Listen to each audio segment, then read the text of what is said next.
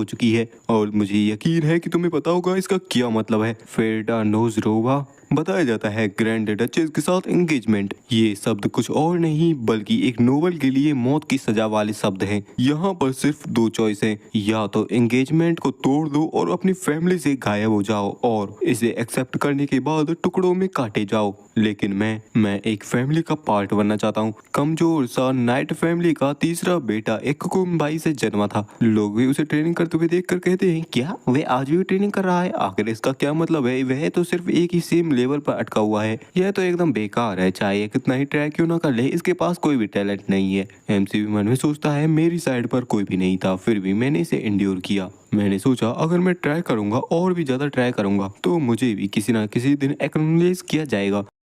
तभी उसका भाई वहां पर आता है और कहता है, फ्रेडा मैंने तुम्हारे बारे में एक काफी इंटरेस्टिंग सा र्यूमर सुना है। क्या तुमने सच में एक नाइट ट्रेनिंग की स्टार्टिंग की है? लगता है तुम्हें किसी चीज के बारे में काफी बड़ी गलतफहमी है। तुम्हारे पास स्टार्टिंग से ही कोई भी राइट नहीं था, वो भी उन बेकार की ब्लू आंखों के साथ। एमसी सोचता है, मैं तो सिर्फ अपनी फैमिली से एक्नॉलेज होना चाहता था, लेकिन उन्होंने भी अपनी नजरें मुझसे चुरा ली और मुझे अकेला छोड़ दिया। एमसी भी अपने सर्वाइवल के रास्ते को चुनता है और कहता है कि मैं फैमिली को छोड़ने जा रहा हूँ। जिसके ऐसे डिसीजन को सुनने के बाद उसके फादर के चेहरे पर भी कोई एक्सप्रेशन नहीं होता। वे कहते हैं, ठीक है और अब से तुम इस फैमिली के कोई भी हिस्से नहीं हो। जहाँ पर अगले दिन हमारे एमसी को अपने बोरिया बिस्तर के साथ बाहर निकाल दिया होता है और छोड़ दिया होता है इस दुनिया में एक अकेला पर्सन। एमसी भी मन में सोचता है, उन्हें यहाँ तक पता था कि मैंने कितना हार्ड ट्रैक किया था इस सब के लिए। मैं उनको कभी नहीं भूलूंगा और इस तरीके से मुझे फेंकने के लिए उन्हें रिग्रेट कराऊंगा। और उसी दिन मैं बना एक मेज। मैं एक मेज के तौर पर 18 साल की उम्र में ही अवेकन हो चुका था, लेकिन फिर भी हमारे एमसी को पीटा जाता है और कुछ लोग कहते हैं, क्या तुम इस एज में भी मेज बनने के बारे में सोच रहे हो? एमसी वही बताता है कि यह दूसरे ट्रेनिंग्स के मुकाबले में काफी ज्यादा ही लेट था और लोग भी उसका काफी ज्यादा मजाक उड़ाते हैं इतनी लेट ट्रेनिंग स्टार्ट करने की वजह से। हर एक मेज अपनी इनर पावर का यूज एक ड्राइविंग फोर्स के जरिए करता है और वह उन लोगों से भी कहता है, चाहे मैं इन चीजों के बारे में ना भी समझूं फिर भी यह मेरे लिए मैटर नहीं करता है। जहाँ पर हमारे एमसी का माना रेड कलर का होता है, जिसे देखकर वे लोग भी चौंक जाते हैं। वे कहते हैं, क्या ये माना? यह तो एक रेड सर्कल है। एमसी भी कहता है, मुझे इसलिए फर्क नहीं पड़ता क्योंकि मेरा माना नफरत और प्रतिशोध की भावना से बना हुआ है। और तभी वे अपनी मैजिक पावर से करता है काफी खतरनाक सा ब्लास्ट और उन सारे ही बंदों को अच्छी तरीके से पेल चुका होता है। वह जब मैं एक आर्किमिस्ट के तौर पर सिक्स्थ सर्कल पर पहुंच चुका था तो वह जगह जिस पर मैं सबसे पहले लौटा था वह था मेरा घर, मेरी फैमिली। मैंने उन सर्वेंट्स जो कि मेरी काफी ज्यादा ही निंदा करते थे उनको उनके ही हाथों से मरवा डाला और फर्स्ट और सेकंड यंग मास्टर के बीच में इतनी नफरत भर दी कि उन दोनों ने खुद ही एक दूसरे को मार डाला। और फैमिली के फादर जिनसे मैं सबसे ज्यादा ही नफरत करता था, इस जिंदा नरक को अपने सामने देखने के बाद वे भी टूट गए और अपने आप को मारने की भीख मांगने लगे। एमसी भी उसके पास आते हुए कहता है, इसे ध्यान से देखो फादर, क्या यह आपकी वही फैमिली नहीं है जिसे आपने काफी मेहनत से बनाया था? और इसी तरीके से उसने अपनी पूरी फैमिली को खत्म कर डाला और जितनी भी चीजें रोज नवा फैमिली से कनेक्टेड थी उन वे सारे ही वैनिश हो चुकी हैं। लेकिन हमारी एमसी की आंखों में अभी भी रेड कलर का माना होता है। वह कहता है, नहीं यह काफी नहीं है। एमसी बताता है, मेरी नफरत और गुस्सा कम होने के बजाय यह पूरे कॉन्टिनेंट से होता हुआ गुजरा और ना जाने कितने लोगों की मौतें हुई। इसके रिस्पॉन्स में अनगिनत पावरफुल लोगों ने अपनी स्वॉर्ड को मेरी तरफ कर दिया। जहाँ पर लोग उससे कहते हैं, तुम कमीने, तुमने एक पूरी फैमिली को खत्म कर दिया, क्या यह तुम्हारे लिए काफी नहीं था? तुमने काउंटलेस लोगों को मारा और अब भी तुम ऐसी बेकार की बातों को कर रहे हो। फ्रेडा, इस कॉन्टिनेंट का दुश्मन, हम तुम्हारा जजमेंट करेंगे। लेकिन एक बार फिर से मैं जिंदा बच गया और मैंने अचीव किया ह्यूमंस की लिमिट का सबसे हाईएस्ट सर्कल, एर्थ सर्कल, जिसकी वजह से रॉयल फैमिली तक ने मेरे सामने घुटने टेक दिए। इस तरीके से मैं बन चुका था एक ग्रेट मेज, क्योंकि अब उन लोगों के साथ मैंने ऐसा कुछ बुरा कर दिया था जिस वजह से वे जरूर से ही मेरे पीछे अपना बदला लेने जरूर आते। तो मुझे भी अब स्ट्रॉन्गर बनना था ताकि मैं हर किसी को क्रश करके रख सकूं और मुझे पहुंचना था डेमी गॉड के रियल्म तक, यानी कि 9th सर्कल तक। मुझे चाहिए थी एक ओवरवेलमिंग पावर और इस 9th सर्कल को पाने का एक अल्टीमेट इंग्रेडिएंट है, हाँ भाई सही समझ रहे हो, एक ड्रैगन का दिल, एक क्रिम्सन ड्रैगन जो कि है ग्रैंड डचेस वेल्ड्रोवा। और यही वह कारण था जिस वजह से उसने शुरुआत में ही इससे एंगेजमेंट करने से मना कर दिया था, क्योंकि आखिरकार एक ह्यूमन किस तरीके से एक ड्रैगन के साथ शादी कर सकता है। और अब हमारे एमसी को इसी डचेस यानी कि इसी ड्रैगन का हार्ट चाहिए और हमारा एमसी भी कहता है सच में भाग्य कितना निर्दयी है। अगले सीन में हम उस ड्रैगन को देखते हैं जिसकी हालत इस टाइम पर काफी ज्यादा खराब हो चुकी होती है। वह कहती है सोचा जाए तो जो कि मेरा फियांसे होना चाहिए था वो मुझे मारने आया है। ड्रैगन से फाइट करते करते हमारे एमसी की भी हालत खराब हो चुकी होती है। एमसी भी कहता है तुम्हारे लिए अच्छा होगा कि तुम मेरे हाथों से शांति से मर जाओ टायरेंट वेल्ड्रोवा। ड्रैगन भी कहती है मुझे पता है मुझे टायरेंट कहा जाता है, लेकिन क्यों? मैंने आज तक कभी भी अपने आप को ह्यूमंस के सामने नहीं दिखाया, यहाँ तक कि तुम्हारे जन्म से पहले तक भी। और मैं अब तक यहाँ पर ह्यूमंस की दुनिया से एकदम दूर रही। आखिरकार तुम्हारे अंदर मेरे लिए किस तरीके की नफरत भरी हुई है? एमसी भी कहता है क्या तुमने कुछ नहीं किया? तुम ही हो मेरे दुर्भाग्य का कारण। तुम्हारी वह बेकार की लालसा अपने फियांसे को ढूंढने की जिसकी वजह से मुझे मेरी फैमिली से भी निकाल दिया गया। ड्रैगन भी कहते हैं क्या ये मेरा फॉल्ट था? एमसी भी कहता है हाँ, एक लालची ड्रैगन अपने साथी के तौर पर एक ह्यूमन को चाहती थी और वही लालच मेरे दुर्भाग्य का कारण बना। क्या तुम्हें पता भी है? जिसकी बातों को सुनकर ड्रैगन भी कांपने लगती है। वे कहती क्या ऐसा है? एमसी भी उसकी ऐसी हरकत को देखकर मन में सोचता है ये है अभी अभी क्या था, छोड़ो ये चाहे कुछ भी हो, अब इससे कुछ भी फर्क नहीं पड़ने वाला। वो तो तुम्हारा शुक्रिया कि तुम्हारी वजह से मुझे थोड़ा टाइम मिल गया अपने माना को रिकवर करने का। अगर मैं इस पर सिर्फ एक फाइनल अटैक कर दूं तभी वह ड्रैगन कहती है ठीक है मैं समझ गई, और ऐसा कहकर वह अपने ड्रैगन वाले हाथ को आगे बढ़ाती है। एमसी को लगता है कि वह उसके ऊपर अटैक करने वाली है, इस वजह से वह भी अपने मैजिक को एक्टिवेट कर लेता है। लेकिन तभी वह किसी चीज को देखकर चौंक जाता है। उसके चेहरे पर गिरता है ड्रैगन का ब्लड, जहाँ पर वह ड्रैगन अपने सीने को चीरने लगी होती है। वह भी मन में सोचता है कि हाँ यह अपने आप को चोट क्यों पहुंचा रही है। ड्रैगन भी कहती है तुमने कहा था कि तुम्हारे मैजिक के लिए तुम्हें एक ड्रैगन हर्ट चाहिए है ना? और हमारा एमसी भी मन में सोचता है यह कमीनी क्या यह उस हर्ट को यूजलेस बनाना चाहती है? मैंने कहा रुक जाओ, वह हर्ट ही मेरा एकमात्र चांस है 9th सर्कल तक पहुंचने के लिए, मैं तुम्हें इसे डिस्ट्रॉय करने नहीं दूंगा। और ऐसा कहकर वह उस ड्रैगन पर भी अटैक कर देता है जिससे उस ड्रैगन के सिर पर होता है काफी खतरनाक सा ब्लास्ट। लेकिन वह ड्रैगन फिर भी नहीं रुकती और अपने सीने को चीरती ही जाती है और वह ड्रैगन खत्म होकर वहीं पर गिर पड़ती है। हमारा एमसी कहता है कि यह पागल क्या आखिरकार उस हर्ट का क्या हुआ? लेकिन तभी वह किसी चीज को देखकर काफी ज्यादा ही चौंक जाता है। वह देखता है कि उस ड्रैगन ने अपने ही हाथ से अपने ही दिल को निकालकर हमारे एमसी के सामने रख दिया होता है और कहती है इसे ले जाओ। जिस सीन को देखकर तो हमारा एमसी भी स्पीचलेस रह जाता है। वह मन में सोचता है आखिरकार क्यों? मैं नहीं समझ सकता वेल्ड्रोवा, आखिरकार तुम इतनी आगे क्यों गई? यह तुम्हारा आखिरी चांस था, तुम मुझे मार भी सकती थी। ड्रैगन भी कहती है हाँ मुझे पता था, लेकिन यह इसलिए है क्योंकि तुम मेरी वजह से इतनी ज्यादा दुखी हुए। एमसी सोचता क्या? ड्रैगन मन में सोचती है काफी लंबे टाइम से मैं अपने आप से नफरत करती थी। मैं इस बेकार के ब्लड से नफरत करती थी जो कि मेरी नसों में बहता था, और उस गुस्से से भी जो कि बिना किसी कारण के दूसरी चीजों को डिस्ट्रॉय करने के लिए मेरे मन में आता था। मेरा बेकार का ये सेल्फ, मेरी एग्जिस्टेंस ही दूसरे लोगों को काफी हद तक डरा देती थी। तो अगर मैं मर जाऊंगी तो ये सारी चीजें ही रिजॉल्व हो जाएंगी, लेकिन जीते जी खुशियों की आशा करना यह मेरा एक बेकार का सपना था। और ऐसा मन में सोचते हुए वह रो भी रही होती है और वह हमारे एमसी से भी कहती है अब जब सभी लोग मुझसे इतना दुखी हो ही रहे हैं तो मुझे कम से कम तुमको तो खुशी पहुंचानी ही होगी ना, और मैं आशा करूंगी तुम्हें इससे थोड़ी बहुत खुशी मिलेगी, और यही वह लास्ट चीज है जो कि मैं तुम्हारे लिए कर सकती हूँ। और ऐसा कहकर उसका अंत वहीं हो जाता है। इस सारे सीन को देखकर हमारा एमसी भी अलग ही सदमे में चला जाता है और अपने सीने को पकड़ते हुए कहता है आखिर ये कैसी फीलिंग है? आखिर मैं इतना अनईजी फील क्यों कर रहा हूँ? वेल्ड्रोवा तुम कमीनी, मरते मरते भी मेरे साथ क्या गड़बड़ कर गई है? रुको सोचो, आखिर मैं यहाँ पर किस लिए आया था? 9th सर्कल मेरे सामने है, एसेंस ऑफ ड्रैगन जो कि सदियों से बचा हुआ है। अगर मैं इसे ऑब्जर्व कर लूंगा तो इससे मैं ह्यूमैनिटी को सरपास कर दूंगा और एक डेमीगॉड के रूप में रिवॉर्ड होऊंगा। जहाँ पर जैसे ही वह ड्रैगन एसेंस को एब्जॉर्व करता है हमारे एमसी के चारों बगल से निकलती है काफी खतरनाक सी एनर्जी, लेकिन अगले ही पल वह अपने आप को कहीं और ही पाता है। वह सोचता भी है आखिरकार ये सब क्या चल रहा है? मुझे पक्के तौर पर पता है कि मैंने ड्रैगन हर्ट को लिया था, लेकिन मुझे ऐसा महसूस हो रहा है कि मैं अलग ही चीज की गहराइयों में आ चुका हूँ। क्या यह उस हर्ट का इफेक्ट है? यहाँ पर तो उसका इतना दुख का बड़ा इमोशन है वेल्ड्रोवा का।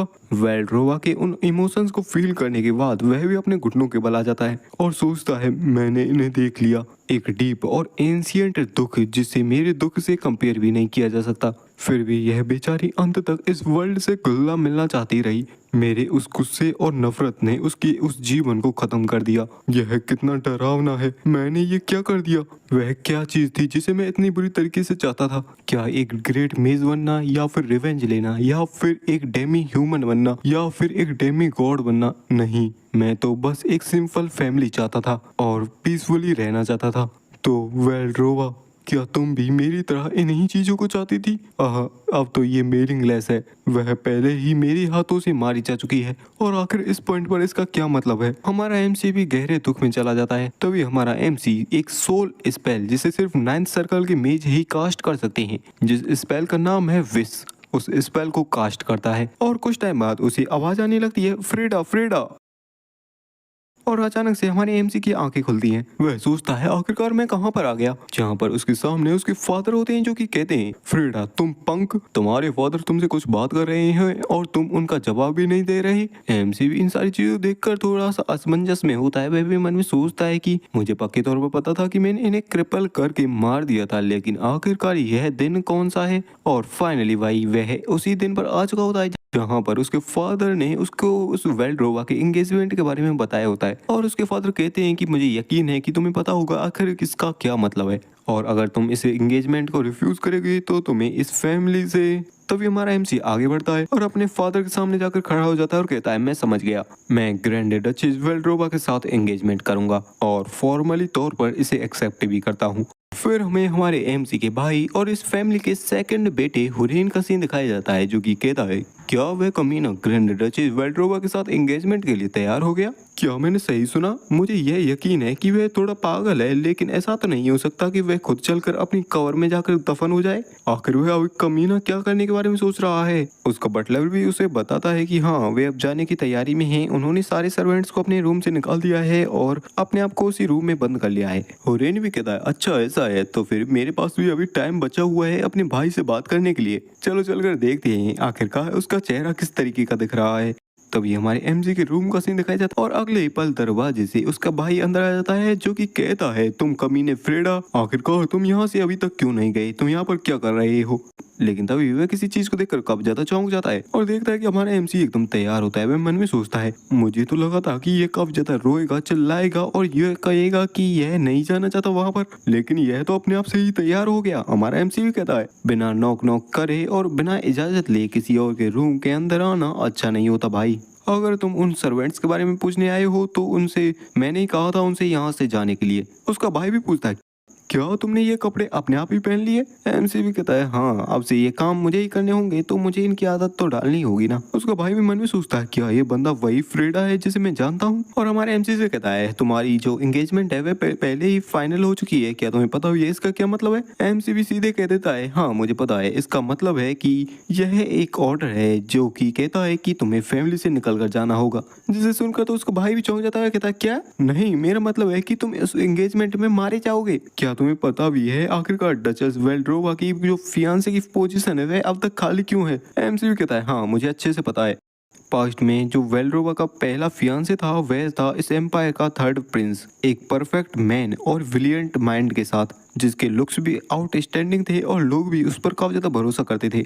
लेकिन उसने अपने एम्परर बनने की पोजीशन को छोड़कर सीधा वेल्ड्रोवा के पास चला गया फियांसे बनने के लिए। उस दिन जिस दिन वह वेल्ड्रोवा के साथ एंगेजमेंट के लिए निकला था, उसकी आंखों में तो काफी ज्यादा आशा थी, लेकिन एक कीड़े की तरह मसल दिया गया। और फिर भी तुम्हें लगता है कि तुम इस एंगेजमेंट में सक्सेस हो पाओगे जिसमें खुद थर्ड प्रिंस भी सक्सेस ना हो पाए?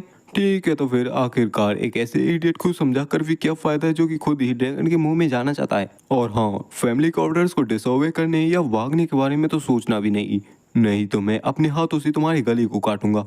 एमसी भी कहता है, भाई मेरे बारे में चिंता करना बंद करो और अपनी उस चीज को अपने पैंट में ही रखना। वैसे भी सभी लोगों को पता है तुम्हारी उन घिनौनी आंखों के बारे में जब तुम अपने भाई की पत्नी की तरफ देखते हो। जिसकी बात को सुनकर उसका भाई भी काफी ज्यादा गुस्सा हो जाता है और कहता है, क्या तुम कमीने? उसके बटलर ने उसे पकड़ रखा होता है। हमारा एमसी भी कहता है, अगर तुम मुझे हिट करना भी चाहते हो तो तुम्हें अपने आप को शांत रखना होगा। वैसे भी ये बचपन वाला टाइम नहीं है, अगर मेरे चेहरे पर इस टाइम पर एक भी स्क्रैच आ गया तो थोड़ी वो गड़बड़ हो जाएगी। वैसे भी ड्रैगन के जबड़े में जाने के लिए अभी मुझे काफी लंबा रास्ता तय करना है, तो मैं अपने रास्ते चलता हूँ। जहाँ पर हमारा एमसी अपने सामान को तैयार करके आ चुका होता है बग्गी के पास, जहाँ पर उसका सर्वेंट ढोंग करते हुए कहता है, मास्टर मैं आपको सर्व करते हुए काफी ज्यादा ही अच्छा महसूस किया था और आपको सर्व करना मेरे लिए काफी सम्मान की बात रही। एमसी भी मन में सोचता है, ऐसी चीजें कहना जिनका तुम्हारे लिए भी कोई मतलब ना हो। अगर तुम मेरे लिए ऐसी तरीके से फील करते तो तुम कभी भी मेरे खाने के साथ छेड़छाड़ नहीं करते। बचपन में जब मैं बीमार होता था तो मुझे लगता था कि यह मेरी कमजोरी की वजह से है, लेकिन बाद में मुझे पता चला कि मेरे सर्वेंट्स भी मेरे साइड पर नहीं थे।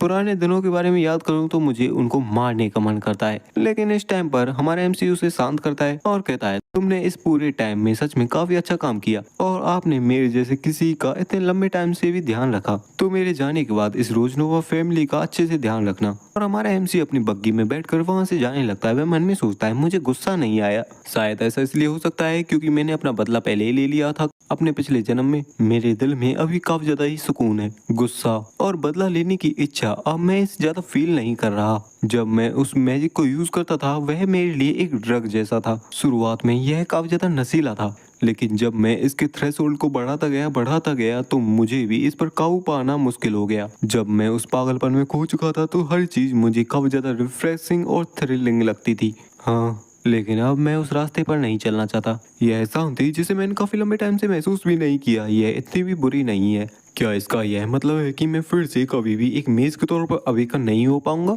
तभी कोच वान कहता है कि माय लॉर्ड, हम पहुंच चुके हैं। वहाँ पर एक बोर्ड लिखा होता है जिस पर लिखा होता है, इस पॉइंट के बाद ग्रैंड डचेस का डोमेन है जहाँ पर एंटर करना स्ट्रिक्टली मना है। और इसी जगह पर हमारे एमसी को छोड़कर वह कोचवान अपनी गाड़ी को लेकर वहाँ से निकल जाता है। एमसी भी मन में सोचता है, जिस पल मैंने उससे यह कहा कि ड्रैगन उसके सामने कभी भी आ सकता है, वह काफी ज्यादा डर गया और मुझे यहाँ छोड़कर भाग गया। यह तो काफी ज्यादा अच्छा है कि यहाँ पर कोई भी मुझे देख नहीं रहा, लेकिन क्या होगा अगर मेरे सामने अचानक से कोई भी वाइल्ड बीस्ट आ जाए तो? अगर मुझे सर्वाइव करना है तो कम से कम मुझे मैजिक तो सीखना ही होगा। तभी वह किसी को नोटिस करता है और वहाँ पर झाड़ियों के पीछे कोई होती है। हमारा एमसी उसे देखकर कहता है, तो वह यहाँ पर है। और वह लड़की झाड़ियों से निकलते हुए ग्रीट करते हुए कहती है, मैं हूँ लोरी, लेडी वेल्डोर की एक अटेंडेंट। क्या आप फ्रेडा रोजनोवा हो? एमसी भी हाँ करता है। तो वह भी कहती है, ठीक है, तो मैं तुम्हें कासाल तक एस्कॉर्ट करने वाली हूँ, तो इस तरफ चलिए। एमसी बताता है कि यहाँ पर ऐसी कोई भी चीज नहीं है जिसे एम्पायर कॉन्कर ना कर सके। इस एम्पायर के जितने भी सिटीजन थे वे इसके पावर के नशे में धुत हो चुके थे, लेकिन सच तो यही था कि इस एम्पायर के पावर में भी एक कमी थी। ईस्टर्न पार्ट में था लैंड ऑफ डीमन, जो कि काफी खतरनाक मॉन्स्टर्स से भरा हुआ था। यह एक ऐसी कलामिटी थी जिस पर ह्यूमंस कभी भी कॉन्कर नहीं कर सकते।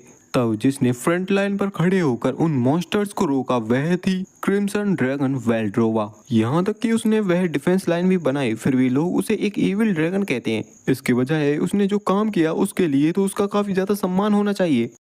और वे लोग तो उसके बारे में बुरा सोचने से पहले एक बार भी हेजिटेट नहीं करते। कई लोग तो यह भी कहते हैं कि वह सीक्रेटली मॉन्स्टर्स की एक आर्मी को बना रही है, जहां पर हमारे एमसी के पीछे भी कुछ मॉन्स्टर्स आ जाते हैं, लेकिन वह लड़की एक अटैक करके उन मॉन्स्टर्स को भगा देती है और कहती है, यहाँ पर चिंता करने के लिए कोई बात नहीं है, जब तक मैं आपके साथ हूँ वे बेकार के मॉन्स्टर्स आप पर हमला नहीं कर पाएंगे। एमसी भी उसका शुक्रिया करता है और पूछता है कि आखिरकार हमें कितना और चलना होगा। वह बताती है, इसमें अभी भी 2 घंटे लगने वाले हैं। एमसी भी पूछता है, तुम जब यहाँ पर आई थी तो इतनी जल्दी कैसे पहुंची? वह भी बताती है, मुझे वहां से वहां पर आने में लगभग 10 सेकंड लगे थे, मैं उड़कर आई थी। एमसी भी सोचता है, हाँ, जैसा कि एक्सपेक्ट किया ही था कि यह कोई ऑर्डिनरी मेड नहीं है, एक सबऑर्डिनेट जो कि ड्रैगन के ब्लड को इनहेरिट करती है, एक ड्रैगन की संतान, इनेट स्ट्रेंथ, मैजिक, यहाँ तक कि उसके छुपे हुए भी सींग। वह एक अलग ही लेवल की संतान है जो कि किसी और भी संतान से एकदम अलग है। फिर एमसी कहता है, फिर इसमें तो कैसा रहेगा कि इस बार भी हम उड़कर वहां पर चले जाएं तो? वह मेड भी बताती है, अगर ऐसा है तो मुझे आपको अपनी बाहों में पकड़ना होगा और यह मेरे लिए सही नहीं है लॉर्ड फ्रेडा। एमसी भी कहता है, नहीं, मेरे बारे में चिंता करने की कोई जरूरत नहीं है, अगर तुम उड़ सकती हो तो मैं इसे एंड्योर कर सकता हूँ। वह मेड भी कहती है, नहीं, मैं ऐसा करना ही नहीं चाहती। तब भी तो एमसी भी शांत हो जाता है। वह कहता है, अगर तुम ऐसा करना ही नहीं चाहती तो मैं भी इसमें कुछ नहीं कर सकता। अब हम इतने लंबे टाइम से चल रहे हैं तो थोड़ा आराम कर लें तो कैसा रहेगा? वह भी कहती है, हमें जल्दी करनी होगी, वहाँ पर हमारे मास्टर हमारा इंतजार कर रही हैं। जिसे देखकर तो वह भी परेशान हो जाता है और मन में सोचता है, सच में शादी करना इतना भी आसान काम नहीं है। तभी वह मेड अपने दरवाजे पर नॉक नॉक करती है और कहती है, मास्टर आपके फियांसे आ चुके हैं। एमसी भी मन में सोचता है मैं डोर की उस तरफ से कुछ महसूस कर सकता हूँ। क्या सिर्फ ड्रैगन के ऑरा का प्रेशर ही इतना ज्यादा इंटेंस है? मेड उससे कहती है कि तुम यहीं पर रुको, मैं मास्टर के मैसेज को लेकर आती हूँ और जो भी शब्द कहेंगी मैं तुमको बता दूंगी। एमसी भी कहता है क्या मैं उससे डायरेक्टली बात नहीं कर सकता? वह लड़की भी काफी ज्यादा सीरियस एक्सप्रेशंस के साथ कहती है क्या तुम्हें लगता है कि तुम्हारे जैसे किसी पर्सन के पास मेरे मास्टर के सामने खड़े होने का कोई अधिकार भी है? जिसे देखकर एमसीयू डर जाता है और कहता है अब मैं समझ गया, तुम जा सकती हो अंदर। तो फिर एक पल बाद वह अंदर से आती है और कहती है तो ठीक है, मैं ग्रैंड डचेस वेल्ड्रोवा का मैसेज आपको डिलीवर करने वाली हूँ। और वह बताती है उन्होंने कहा है कि तुम जो आर्केन एम्पायर के ऑर्डर पर मुझसे एंगेजमेंट करने आई हो, मैं तुम्हारे साहस की सराहना करती हूँ जो कि तुम इतनी दूर तक मुझसे मिलने आए। हालांकि मेरा तुमको एंगेजमेंट के लिए फोर्स करने का कोई भी इंटेंशन नहीं है। उस जगह पर वापस लौट जाओ जहाँ से तुम आए हो। एमसी भी मन में सोचता है मैं उसकी फियांसे के तौर पर इतनी दूर से आया और वह मुझे वापस भेज रही है। अगर मैं पिछली लाइफ वाला पर्सन होता तो इसे एक्सेप्ट कर लेता, लेकिन इस बार मैं डिफरेंट हूँ। और एमसी कहता है इस बॉन्ड की शुरुआत किसी कमांड से नहीं हुई है, मैं यहाँ पर अपनी इच्छा से खड़ा हुआ हूँ। मेरी यहाँ से वापस जाने की कोई भी इच्छा नहीं है, मैं अपनी इस एंगेजमेंट को पूरा करना चाहता हूँ। जिस बात को सुनकर वह मेड भी चौंक जाती है और एकदम शांत खड़ी होती है और कहती है मैं समझ गई। अगले ही पल वह हमारे एमसी के सामने एक रुपयों से भरा थैला लाकर रख देती है और कहती है जो कि उसी वेल्ड्रोवा ड्रैगन के शब्द होते हैं, जो कि कहती है मैं तुम्हारी उस विल की सराहना करती हूँ जिस वजह से तुम यहाँ पर आए हो। अगर तुम अब यहाँ से लौट कर जाओगे तो तुम्हारे लिए रहना काफी मुश्किल हो जाएगा, तो मैं तुमको काफी सारे रुपए देती हूँ, तो इन सभी रुपयों को ले जाओ और एक नया घर बसाओ। एमसी भी कहता है मेरा पावर और वेल्थ में कोई भी इंटरेस्ट नहीं है, मैं तो सिर्फ ग्रैंड डचेस वेल्ड्रोवा, मैं तो सिर्फ आपके साथ एंगेजमेंट में इंटरेस्टेड हूँ। वह मेड भी इस सारे सीन को देखने के बाद थोड़ी तो शांत होती है और एकदम से गेट को बंद करते हुए चिल्लाते हुए कहती है मैं अब और ज्यादा अपने टाइम को वेस्ट नहीं करने वाली, तुम यहाँ से निकल जाओ। जिसकी बात को सुनकर हमारा एमसी भी कहता है क्या यह भी कोई टचेस का मैसेज है? वह कहती है नहीं, मेरे मास्टर के अटेंडेंट होने के नाते अपनी इच्छा से इन बातों को तुमको कह रही हूँ, अगर तुम यहाँ से नहीं जाओगे। और ऐसा कहकर वह अपने ड्रैगन फॉर्म में आ जाती है। एमसी भी मन में सोचता है क्या ड्रैगन फियर, और वह हमारे एमसी की तरफ आगे बढ़ते हुए कहती है मैं तुम्हारे जैसे मॉर्टल क्रिएचर्स के बारे में किसी और से भी ज्यादा जानती हूँ, तुम्हारे जैसे ट्रेस जिनके अंदर मेरी लेडी के लिए कोई भी भावना नहीं है, तुम सिर्फ पावर और एम्बिशन से भरे हुए हो। एमसी भी कहता है तो इस वजह से वह थर्ड प्रिंस मारा गया था? मेड भी बताती है हाँ, उसके माइंड में भी यही विचार थे, वह चाहता था एक मैरिज पैक्ट बनाना जिससे वह लेडी वेल्डोरा का अपने हिसाब से यूज कर सके। हालांकि उसे लगा था कि इसके बारे में किसी को पता नहीं चलेगा, लेकिन हमारे मास्टर से कुछ भी नहीं छुप सकता। एमसी भी कहता है हाँ, वह सच में काफी ज्यादा एरोगेंट था। और वह मेड हमारे एमसी के ऊपर आते हुए कहती है मेरी आंखों में तुम भी कोई अलग पर्सन नहीं हो, मेरी मास्टर को निराश करने की तुम्हारी हिम्मत कैसी हुई? क्या तुम भी थर्ड प्रिंस की तरह मरना चाहते हो? जिसे देखकर हमारा एमसी भी मुस्कुराता है, लेकिन हमारा एमसी उससे कहता है मैं फ्रेडा रोजनोवा यह कसम खाकर कहता हूँ कि मैं यहाँ पर बिना किसी लालसा के आया हूँ। मैं यहाँ पर इसलिए नहीं आया क्योंकि किसी ने मुझे फोर्स किया इसके लिए, ना ही इसलिए ताकि मुझे कुछ बेनिफिट्स मिल सकें। और वह मन में सोचता है मैं इसलिए आया हूँ क्योंकि उसने लास्ट टाइम पर उस हर्ट को मुझे दे दिया था, मेरे जैसे एक सेल्फिश पर्सन को। और कहता है इस बार मैं तुम्हारा अलाई बनना चाहता हूँ, मैं एक ऐसे पर्सन की तरह आया हूँ जो कि वेल्ड्रोवा का फियांसे बनना चाहता है। मैं एक ऐसे पर्सन के तौर पर आया हूँ जो कि ड्रैगन का फियांसे बनेगा, क्योंकि हमारी नियति में ही एक दूसरे का हस्बैंड और वाइफ बनना लिखा हुआ है। उनसे जाकर कह दो कि अब से हम डायरेक्टली बात करेंगे किसी अटेंडेंट के साथ बात करने के बजाय। जिसकी बात को सुनकर मेड को तो काफी ज्यादा गुस्सा आ चुका होता है। वह कहती है तुम बेकार के कमीने, आखिरकार तुम्हारी हिम्मत कैसे हुई इन बेकार की बातों को कहने की? जहाँ पर वह एक पल के लिए रुकती है और फिर शांत होते हुए कहती है प्लीज थोड़ी देर के लिए इंतजार करें। हमारा एमसी भी कहता है श्योर। और वह मेड भी ड्रैगन के सामने जाकर एमसी के ही स्टाइल में कहती है मैं वह पर्सन हूँ जो कि लेडी वेल्ड्रोवा का फियांसे बनेगा। हाँ, यही कहा था उसने।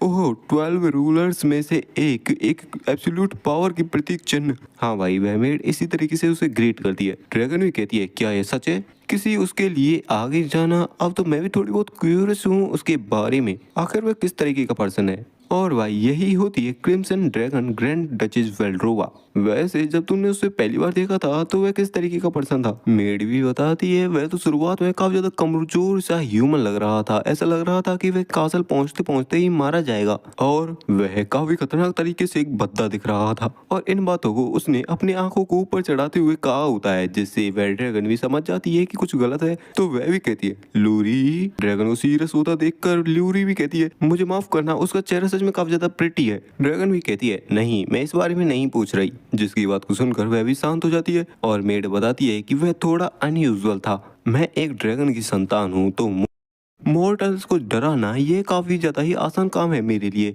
वह पर्सन तब भी नहीं डरा जब मैंने अपने ऑरा को रिलीज किया था, तो मुझे भी ऐसा यकीन है कि वह भी आपकी आंखों में आंखें डालकर बात कर सकता है। ड्रैगन भी उसकी बात को सुनने के बाद हंसती है और कहती है सच में कितना भाग्यशाली है एक ऐसा ह्यूमन जो कि मेरी नजरों से नजरें मिला सकता है, तो शायद से मैं उसे नॉर्मली फेस कर सकती हूँ। मेड कहती है क्या नॉर्मली? ड्रैगन भी कहती है हाँ नॉर्मली। और वह मेड बाहर आने के बाद हमारे एमसी से कहती है मेरी मिस्ट्रेस ने इस एंगेजमेंट को आगे बढ़ाने के लिए कहा है। अभी के लिए मैं आपको आपका गेस्ट रूम दिखा देती हूँ, इधर होकर आइए। फिर वह हमारे एमसी को गेस्ट रूम में ले जाती है जो कि काफी सुंदर लग रहा होता है। एमसी मन में सोचता है जितना मैंने सोचा था यह रूम तो उससे भी ज्यादा मेंटेन किया गया है, और पूछता है कि आखिरकार इस प्लेस को इतना अच्छा किसने बनाया, किसने इसकी साफ सफाई की, किसने इसका रखरखाव किया। मेड भी कहती है मैंने किया होगा ना, और कौन करेगा। एमसी भी कहता है क्या तुम्हारे अलावा इस जगह पर कोई और नहीं है? वह भी रूड होते हुए कहती है गेस्ट, मैं मेरी मिस्ट्रेस की इकलौती अटेंडेंट हूँ गेस्ट।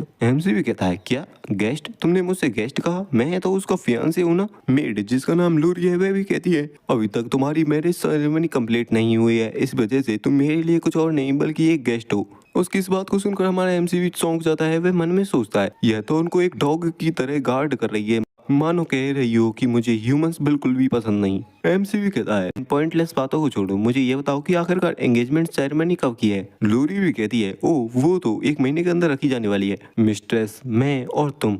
इसे ड्रैगन लायर के अंदर शांतिपूर्ण तरीके से रखा जाएगा। एमसी भी कहता है अच्छा ऐसा है तो 1 महीना काफी रहेगा। फिर वह मेड भी उसकी तरफ देखती है। वह मेड भी कहती है तुमसे किसने कहा कि सिंपली तौर पर तुम्हारी ये बेडिंग कंप्लीट हो जाएगी? वह 1 महीने का टाइम तुम्हारी डेडलाइन है अपने वर्थ को प्रूव करने का। एमसी भी कहता है क्या डेडलाइन? हाँ, उनके पार्टनर के रूप में आपका एक काफी अच्छा स्टेटस होना चाहिए ताकि वह इसके रूल के लिए भी बेनिफिशियल हो। अब से तुम्हारे पास सिर्फ 1 महीना है, प्लीज यह प्रूव करो कि तुम उसके फियांसे बनने के लिए क्वालिफाई हो। इस बात को सुनकर एमसी को एक बार फिर से रियलाइज होता है कि मैरिज करना इतनी भी आसान बात नहीं है, और पूछता है क्या यह भी तुम्हारे मास्टर ने कहा था? मेड भी कहती है नहीं, यह मेरी इच्छा है। जिसकी बात पर हमारा एमसी भी कहता है क्या एक अटेंडेंट खुद से अपनी चीजों को डिसाइड कर सकती है? लूरी भी कहती है मेरी मिस्ट्रेस एक काफी ज्यादा ही सॉफ्ट हार्टेड पर्सन है, वे इस मामले को ऐसे ही जाने देंगी, लेकिन मैं नहीं जाने दे सकता। प्लीज ये प्रूव करो कि तुम्हारी ये बेकार सी बॉडी कुछ करने का पोटेंशियल रखती है। अगर तुम यह भी नहीं कर पाए तो चाहे तुम मिस्ट्रेस का फियांसे ही क्यों ना बन जाओ, तो भी तुम्हें ग्रैंड डचेस के जीवन साथी के रूप में कोई भी रिकॉग्नाइज नहीं करेगा। एमसी भी उसकी सारी बातों को समझ रहा होता है और सोचता है कि मेरी फियांसे ने काफी अच्छे पर्सन को अपनी साइड पर रखा हुआ है, चाहे वह मुझसे नफरत भी करती है फिर भी उसने अपने मास्टर को सबसे पहले रखा और उनके जीवन साथी के रूप में नेसेसरी चीजों को पॉइंट आउट किया।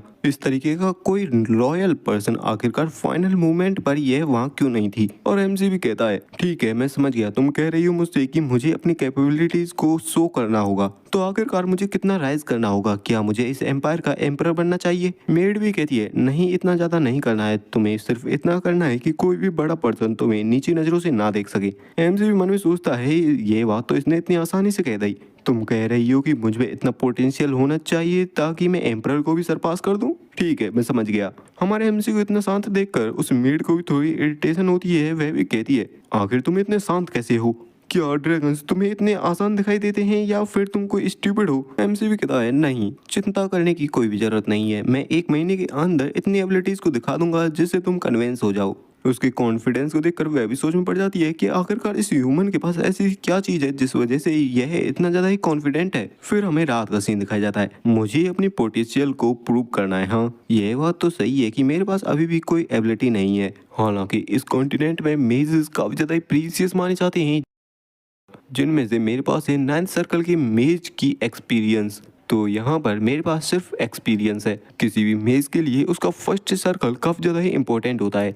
यह एक क्रॉस रोड की तरह होता है जो कि किसी पर्सन के मानव सर्किट के नेचर को डिटरमाइन करता है। ब्लू सर्किट शांति और मेडिटेशन से क्रिएट होता है, हालांकि यह काफी स्लो और स्टेबल होता है जिसे काफी सारे मेजर्स चूज करते हैं। वहीं दूसरी तरफ रेड सर्किट जो कि काफी खतरनाक इमोशंस से क्रिएट होता है। यह माना सर्कल दूसरे लोगों को काफी तेजी से ग्रो करने के लिए अलाउ करता है, लेकिन एक्सचेंज में वह बंदा अपने ही इमोशंस द्वारा कंज्यूम कर लिया जाता है और एकदम से पागल सा हो जाता है। जहां पर मेरे पास्ट में मैं अपनी नफरत वाले इमोशंस के बल पर ग्रेट मेज बन चुका था। अगर मैं उसी रास्ते पर चलूं जिसे मैंने अपनी पास्ट लाइफ में चूज किया था तो मैं काफी तेजी से ग्रो कर सकता हूं, लेकिन इस बार मैं एक अलग रास्ता चुनूंगा ताकि मैं अपनी भावनाओं में ना बहूं। एक सप्ताह बाद का सीन दिखाया जाता है जहां पर वह अभी भी अपनी प्रैक्टिस कर रहा होता है और माना सर्कल क्रिएट करने का ट्राई करता है, लेकिन अगले ही पल उसका वह सर्कल टूट जाता है और मन में सोचता है एक और फेलियर।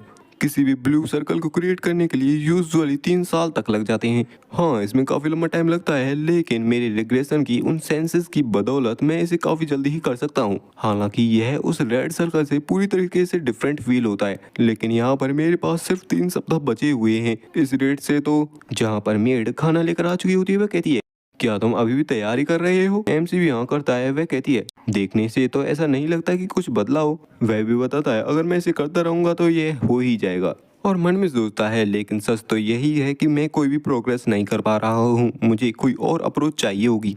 लेकिन खाना खाते खाते अचानक से उसे एक अजीब सी वाइब्रेशन फील होती है। वह भी पूछता है कि आखिरकार ये वाइब्रेशन कैसी? वह बताती है, हमारी मिस्ट्रेस अभी मॉन्स्टर्स का खात्मा कर रही है। एमसी भी कहता, क्या मॉन्स्टर्स का खात्मा? वह बताती है, हाँ, वह पर्सनली जाकर जो मॉन्स्टर लैंड ऑफ डीमन से बाहर रेंगते हुए आ चुके हैं उनका खात्मा कर रही है। जिसकी बात को सुनकर हमारा एमसी भी कहता है, मैं उस बैटल को अपनी आंखों से देखना चाहता हूँ। मेड भी मना करती है, बताती है कि तुम्हारे लिए यही अच्छा रहेगा कि तुम वहाँ ना जाओ। हमारा एमसी भी पूछता है, लेकिन क्यों?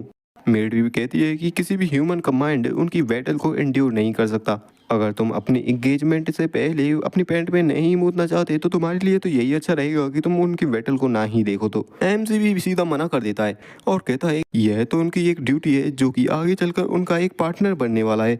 मैं उनकी उस बैटल को अपनी आंखों से विटनेस करना चाहता हूँ। जहाँ पर अगले ही सीन में वह मेड हमारे एमसी को वहाँ पर उड़ा कर ले आई होती है और कहती है, हम पहुंच गई। वह जैसे ही उसे नीचे रखती है वह अचानक से जमीन पर गिर पड़ता है। मन में सोचता है, इसके उड़ने की स्पीड तो किसी टेलीपोर्टेशन से बिल्कुल भी कम नहीं है। मुझे बहुत अजीब सा महसूस हो रहा है। मेड भी कहती है, मैं वह पर्सन नहीं हूँ जिसे आपको देखना चाहिए, खड़े हो जाओ और सामने देखो। एमसी भी अपने सामने की ओर देखता है और सामने के नजारे को देखकर काफी ज्यादा ही चौंक जाता है और कहता है, यह जगह जहाँ पर काफी सारे मॉन्स्टर्स ने किसी चीज को काफी तेजी से ही जकड़ रखा होता है और हमारे एमसी को भी वेल्ड्रोवा कहीं नहीं दिखती। तो वह भी कहता है, आखिरकार वेल्ड्रोवा कहाँ है यहाँ पर? तभी अचानक से उन मॉन्स्टर्स के बीच में से एक अजीब सी एनर्जी निकलती है और होता है काफी तगड़ा सा ब्लास्ट, जिसके अंदर से निकलती है हमारी वेल्ड्रोवा। सारे मॉन्स्टर्स अचानक से उसे वहां पर अपेयर होता हुआ देखकर काफी ज्यादा गुस्सा हो जाते हैं, लेकिन वेल्ड्रोवा भी उन्हें बीच से पकड़कर काफी बेरहमी से चीरने लगती है। इसी तरीके से एक एक करके सारी मॉन्स्टर्स का खात्मा कर रही होती है। फिर वह करती है फायर ब्रेथ नाम का काफी खतरनाक सा अटैक,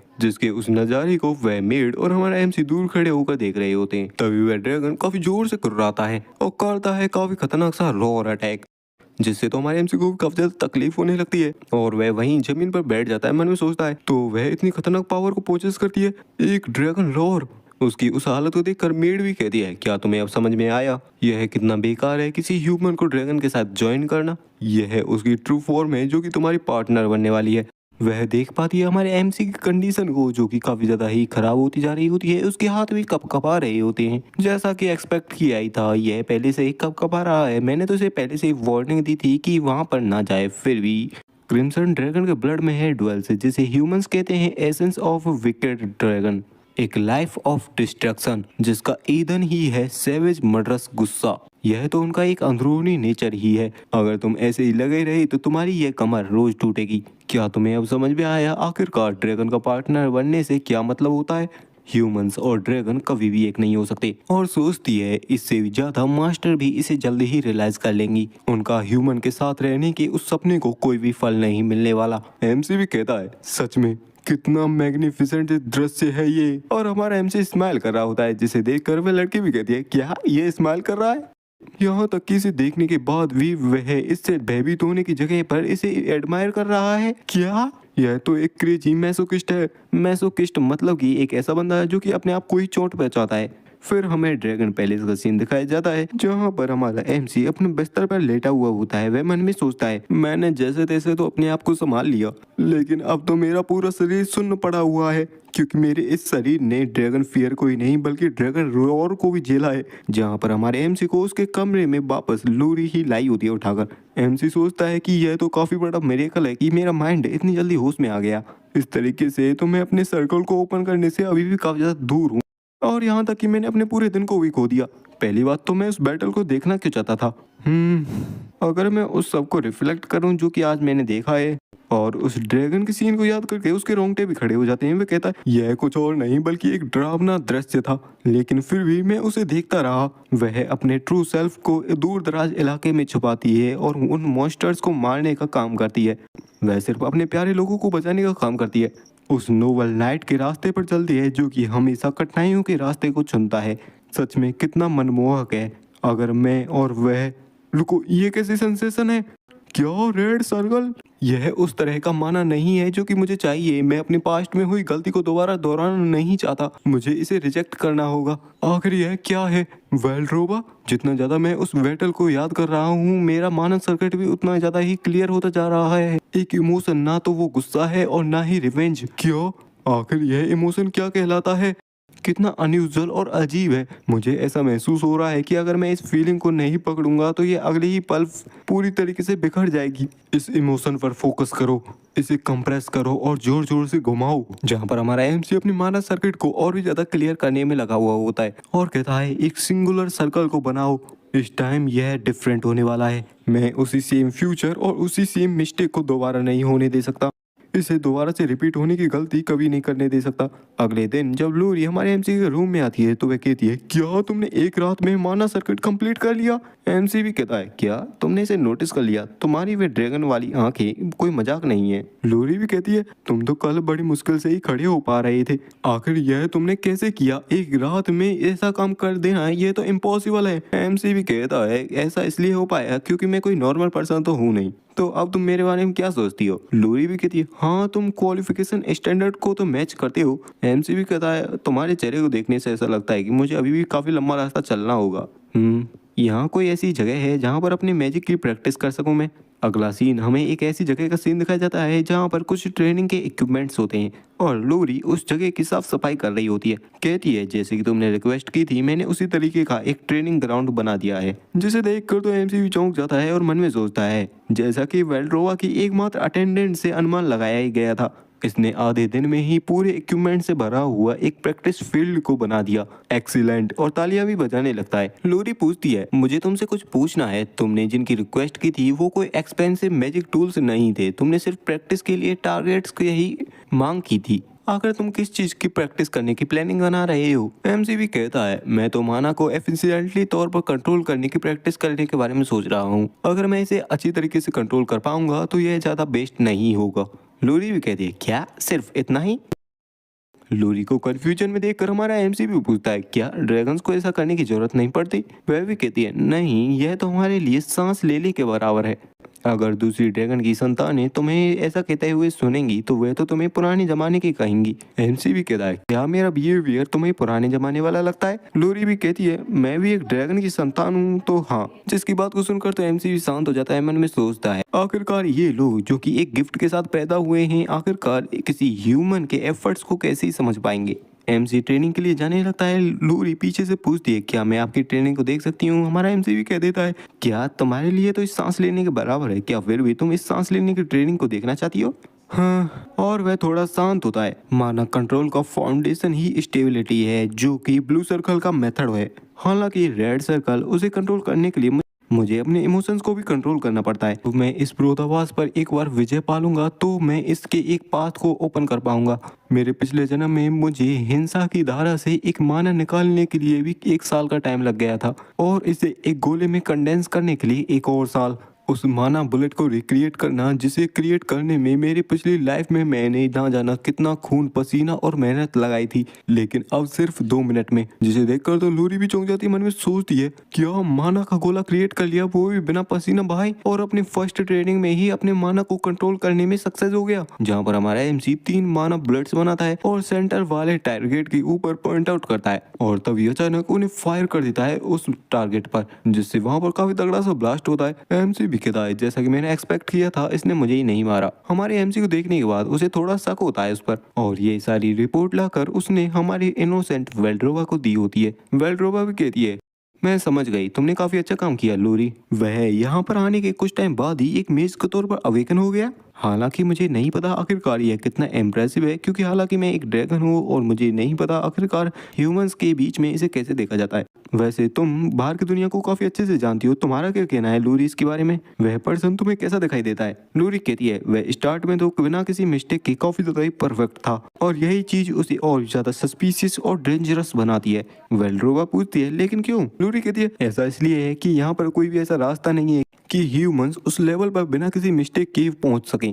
वह जरूर से ही कुछ ना कुछ छुपा रहा है, मानो ऐसा दिखा रहा हो जैसे कि वह दर्द को एंजॉय करता है। वेल्ड्रोवा भी कहती है लूरी क्या तुम इस तरीके से ह्यूमंस को एक्नॉलेज करती हो? वैसे तुम जितना ज्यादा उसके बारे में मुझे बता रही हो, वह मुझे उतना ही अमेजिंग लग रहा है। लूरी भी कहती है हाँ, मुझे इसे एडमिट करने में थोड़ी नफरत है, लेकिन यही बात है। वेल्ड्रोवा कहती है अरे चिंता करने की कोई बात नहीं है, उसने कहा तो था कि वह हमारे पास प्योर इंटेंशन के साथ आया है, तो मैं भी उस पर विश्वास करना चाहती हूँ। लूरी भी उन्हें देखकर मन में सोचती है मेरी मास्टर पहले ही काफी सारे लोगों द्वारा हर्ट की जा चुकी हैं, तो फाइनली जब उन्होंने एक बार फिर से अपना हर्ट ओपन किया है, तो मुझे ये मेक श्योर करना होगा कि यह फिर से कुछ गलत ना हो जाए।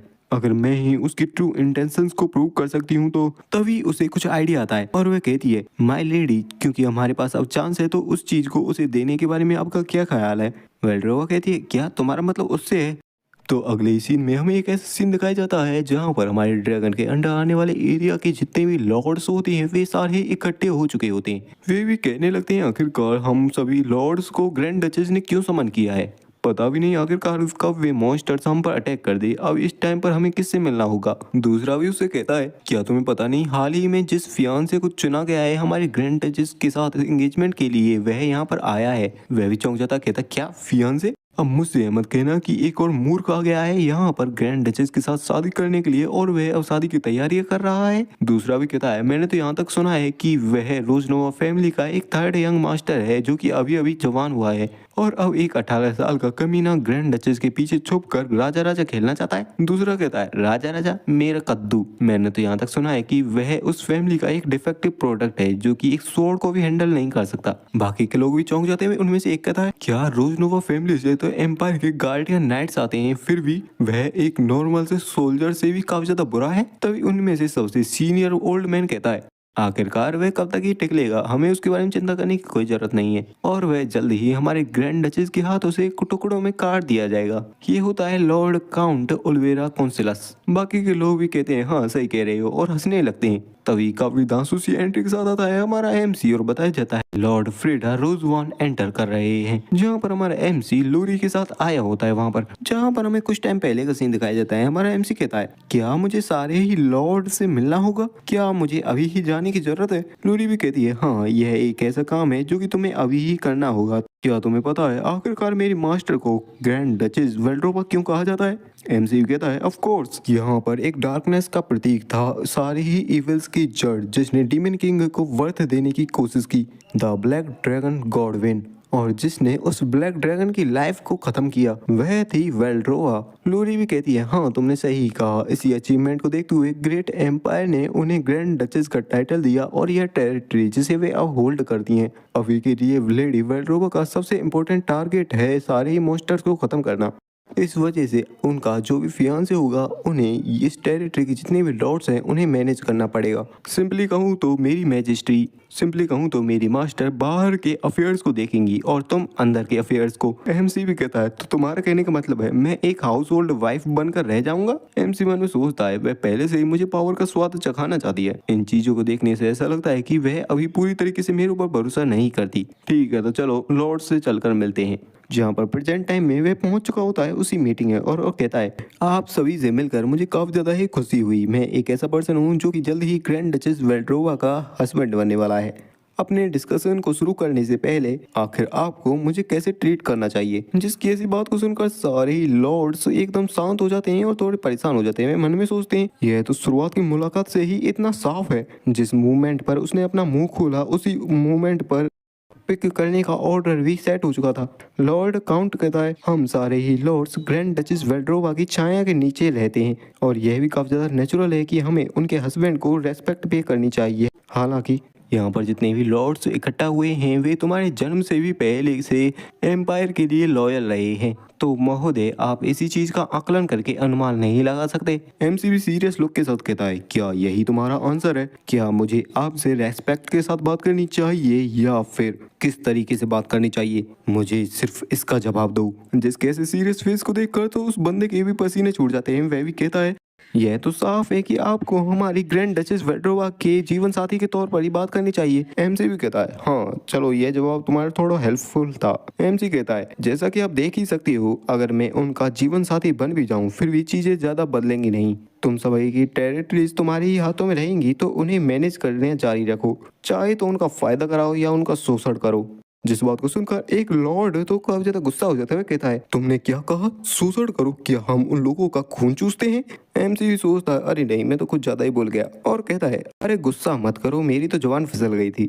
लेकिन वह कमीना लॉर्ड भी कहाँ किसी से कम बदतमीज था। वह भी कहता है अब मुझे पता चला आखिरकार तुम्हारी फैमिली ने तुम्हें तुम्हारे ही घर से क्यों निकाल दिया। अब एक स्वॉर्ड हाउस का निकाला गया बंदा ना जाने कहाँ का मेज बनने चला है। तुम्हें मुझे अच्छे मैनर्स दिखाने चाहिए। फर्स्ट सर्कल के मेज वाले फियांसे तुम वहां पर सिर्फ इसलिए खड़े हो क्योंकि तुम ग्रैंड डचेस के फियांसे हो। आखिर तुम्हें मुझसे यानी कि फोर्थ सर्कल के मेज से क्या बेहतर बनाता है? हमारा एमसी भी कह देता है क्या फोर्थ सर्कल यह तो एवरेज है।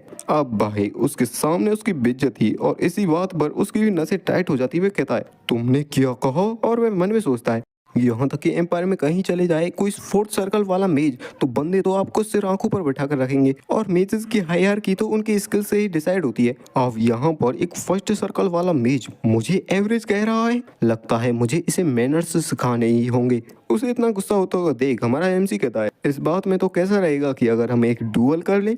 इस तरीके से ये काफी अच्छा चांस रहेगा एक फर्स्ट सर्कल के मेज की स्किल्स को जानने का। कैसा रहेगा अगर मैं और आप एक डुअल करें? तो फिर हमें बाहर ट्रेनिंग ग्राउंड का सीन दिखाया जाता है जहाँ पर लोग बात कर रहे होते हैं एक डुअल और वो भी फर्स्ट सर्कल और फोर्थ सर्कल के मेज के बीच में। क्या यह ऑब्वियस सी बात नहीं है कि आखिरकार कौन जीतेगा? दूसरा भी कहता है हाँ ये काफी अच्छा चांस है उस एरोगेंट को उसकी जगह दिखाने का और यह चीजों को भी काफी ज्यादा आसान कर देगा। मैं सोच रहा हूँ कहीं थेसलोस उस पर इजी तो नहीं जाएगा जिनकी बातों को हमारी लोरी भी शांति से सुन रही होती है, जहाँ पर हम अरीना के बीच में दोनों को ही एक दूसरे के आमने सामने देख पाते हैं। एमसी पहले ही उससे पूछ लेता है आखिरकार तुम किस तरीके के मैजिक को यूज करने वाले हो। जिसकी बात को सुनकर वह लॉर्ड विक चिल्लाते हुए कहता है क्या तुम मुझसे कह रहे हो कि मैं फाइट करने से पहले ही अपने हाथों को रिवील कर दूं? देखने से ऐसा लगता है कि तुम अभी से डरने लगे हो। सुनो अगर तुम हार मानना चाहते हो तो अभी भी हार मान सकते हो क्योंकि मैं यूज करने वाला हूँ फोर्थ टायर का मैजिक ब्लास्ट। जिसका नाम सुनते ही सारे लॉर्ड्स काफी ज्यादा चौंक जाते हैं। कहते हैं क्या मैजिक ब्लास्ट एक पावरफुल स्पेल नहीं है जो कि डिस्ट्रक्शन के लिए ही स्पेशलाइज है? अगर ये बंदा उस मैजिक से सीधा हिट हुआ तो वह बच भी नहीं पाएगा। एमसी कहता है अच्छा ऐसी बात है तो मैं भी तुम्हें एक चीज बताता हूँ। मैं भी सिर्फ एक ही मैजिक को यूज कर सकता हूँ जिसका नाम है माना शॉट। जिस मैजिक का नाम सुनकर वह भी कहता है क्या माना शॉट? क्या तुम्हें लगता है कि मेरे फोर्थ ग्रेड के मैजिक स्पेल को तुम इस बेसिक से स्पेल के साथ हरा सकते हो? एमसी भी कहता है अब ऐसा तो मत सोचो कि मैं हार ही जाऊंगा। जिसकी बात को सुनकर वह भी काफी ज्यादा गुस्सा हो जाता है। वह कहता तुम पागल, इस मैजिक के साथ मैं तुम्हें पूरी तरीके से वैनिश करके रख दूंगा। एमसी भी सोचता है इससे सच में काफी ज्यादा ही डेंस किलिंग इंटेंट आ रहा है। इतने हाईली इमोशंस के साथ इसे मैजिक का यूज करते हुए देखना यह जरूर से ही रेड सर्कल को पोजेस करता होगा। जहाँ पर हमारे एमसी ने भी 3 माना बॉल्स को क्रिएट कर लिया होता है जिसे देखकर वह चौंक जाता है। कहता क्या? एमसी भी कहता है मैच तो पहले ही डिसाइड हो चुका है और ऐसा कहते के साथ उन माना बॉल्स को सीधा फेंक देता है उसी बंदे की तरफ। तो उसने भी बचने के लिए अपने डिफेंस मैजिक को क्रिएट कर लिया होता है। लेकिन तभी वह किसी चीज को देखकर चौंक जाता है। वह देखता है कि हमारे एमसी की माना बॉल उसके बगल से ही निकल चुकी होती है और कहता है वह तो मुझे एम कर ही नहीं रहा था, वह तो मेरे माना सर्कल को एम कर रहा था जो कि कंप्लीट भी नहीं हुआ था। और इस तरीके से हमारे एमसी के अटैक की वजह से वह माना सर्कल पूरी तरीके से टूट जाता है। वह मन में सोचता है क्या उसने माना सर्कल को डिस्ट्रॉय कर दिया आखिरकार? क्या यही है एक फर्स्ट सर्कल मेज की रियल पावर? एक टेक्निक जो कि मैजिक सर्कल्स को डिस्ट्रॉय कर सकती है, यहाँ तक कि इसे तो मैं भी नहीं कर सकता। तभी होता है बूम। वैसे हमारे एमसी का वह अटैक इतना ज्यादा खतरनाक तो नहीं होता, लेकिन फिर भी उसके हाथ पर काफी ज्यादा गहरी चोट लगी ही जाती है और अपने हाथ को पकड़कर वह वहीं ग्राउंड में बैठ जाता है। सोचता है मुझे तो यकीन नहीं हो रहा, मैं हार चुका हूँ। जहाँ पर हमारा एमसी फुल एटीट्यूड के साथ उसके सामने खड़ा होता है। उस मोटे बंदे को तो अभी भी यकीन नहीं हो रहा होता, लेकिन सोचता है मैं स्ट्रॉन्गर बनना चाहता हूँ। ठीक है, मैं हार मानता हूँ। अगर मैं और स्ट्रॉन्गर बन जाऊंगा तो यहाँ पर कोई भी ऐसी चीज नहीं रहेगी जिसे मैं ना पा सकूं।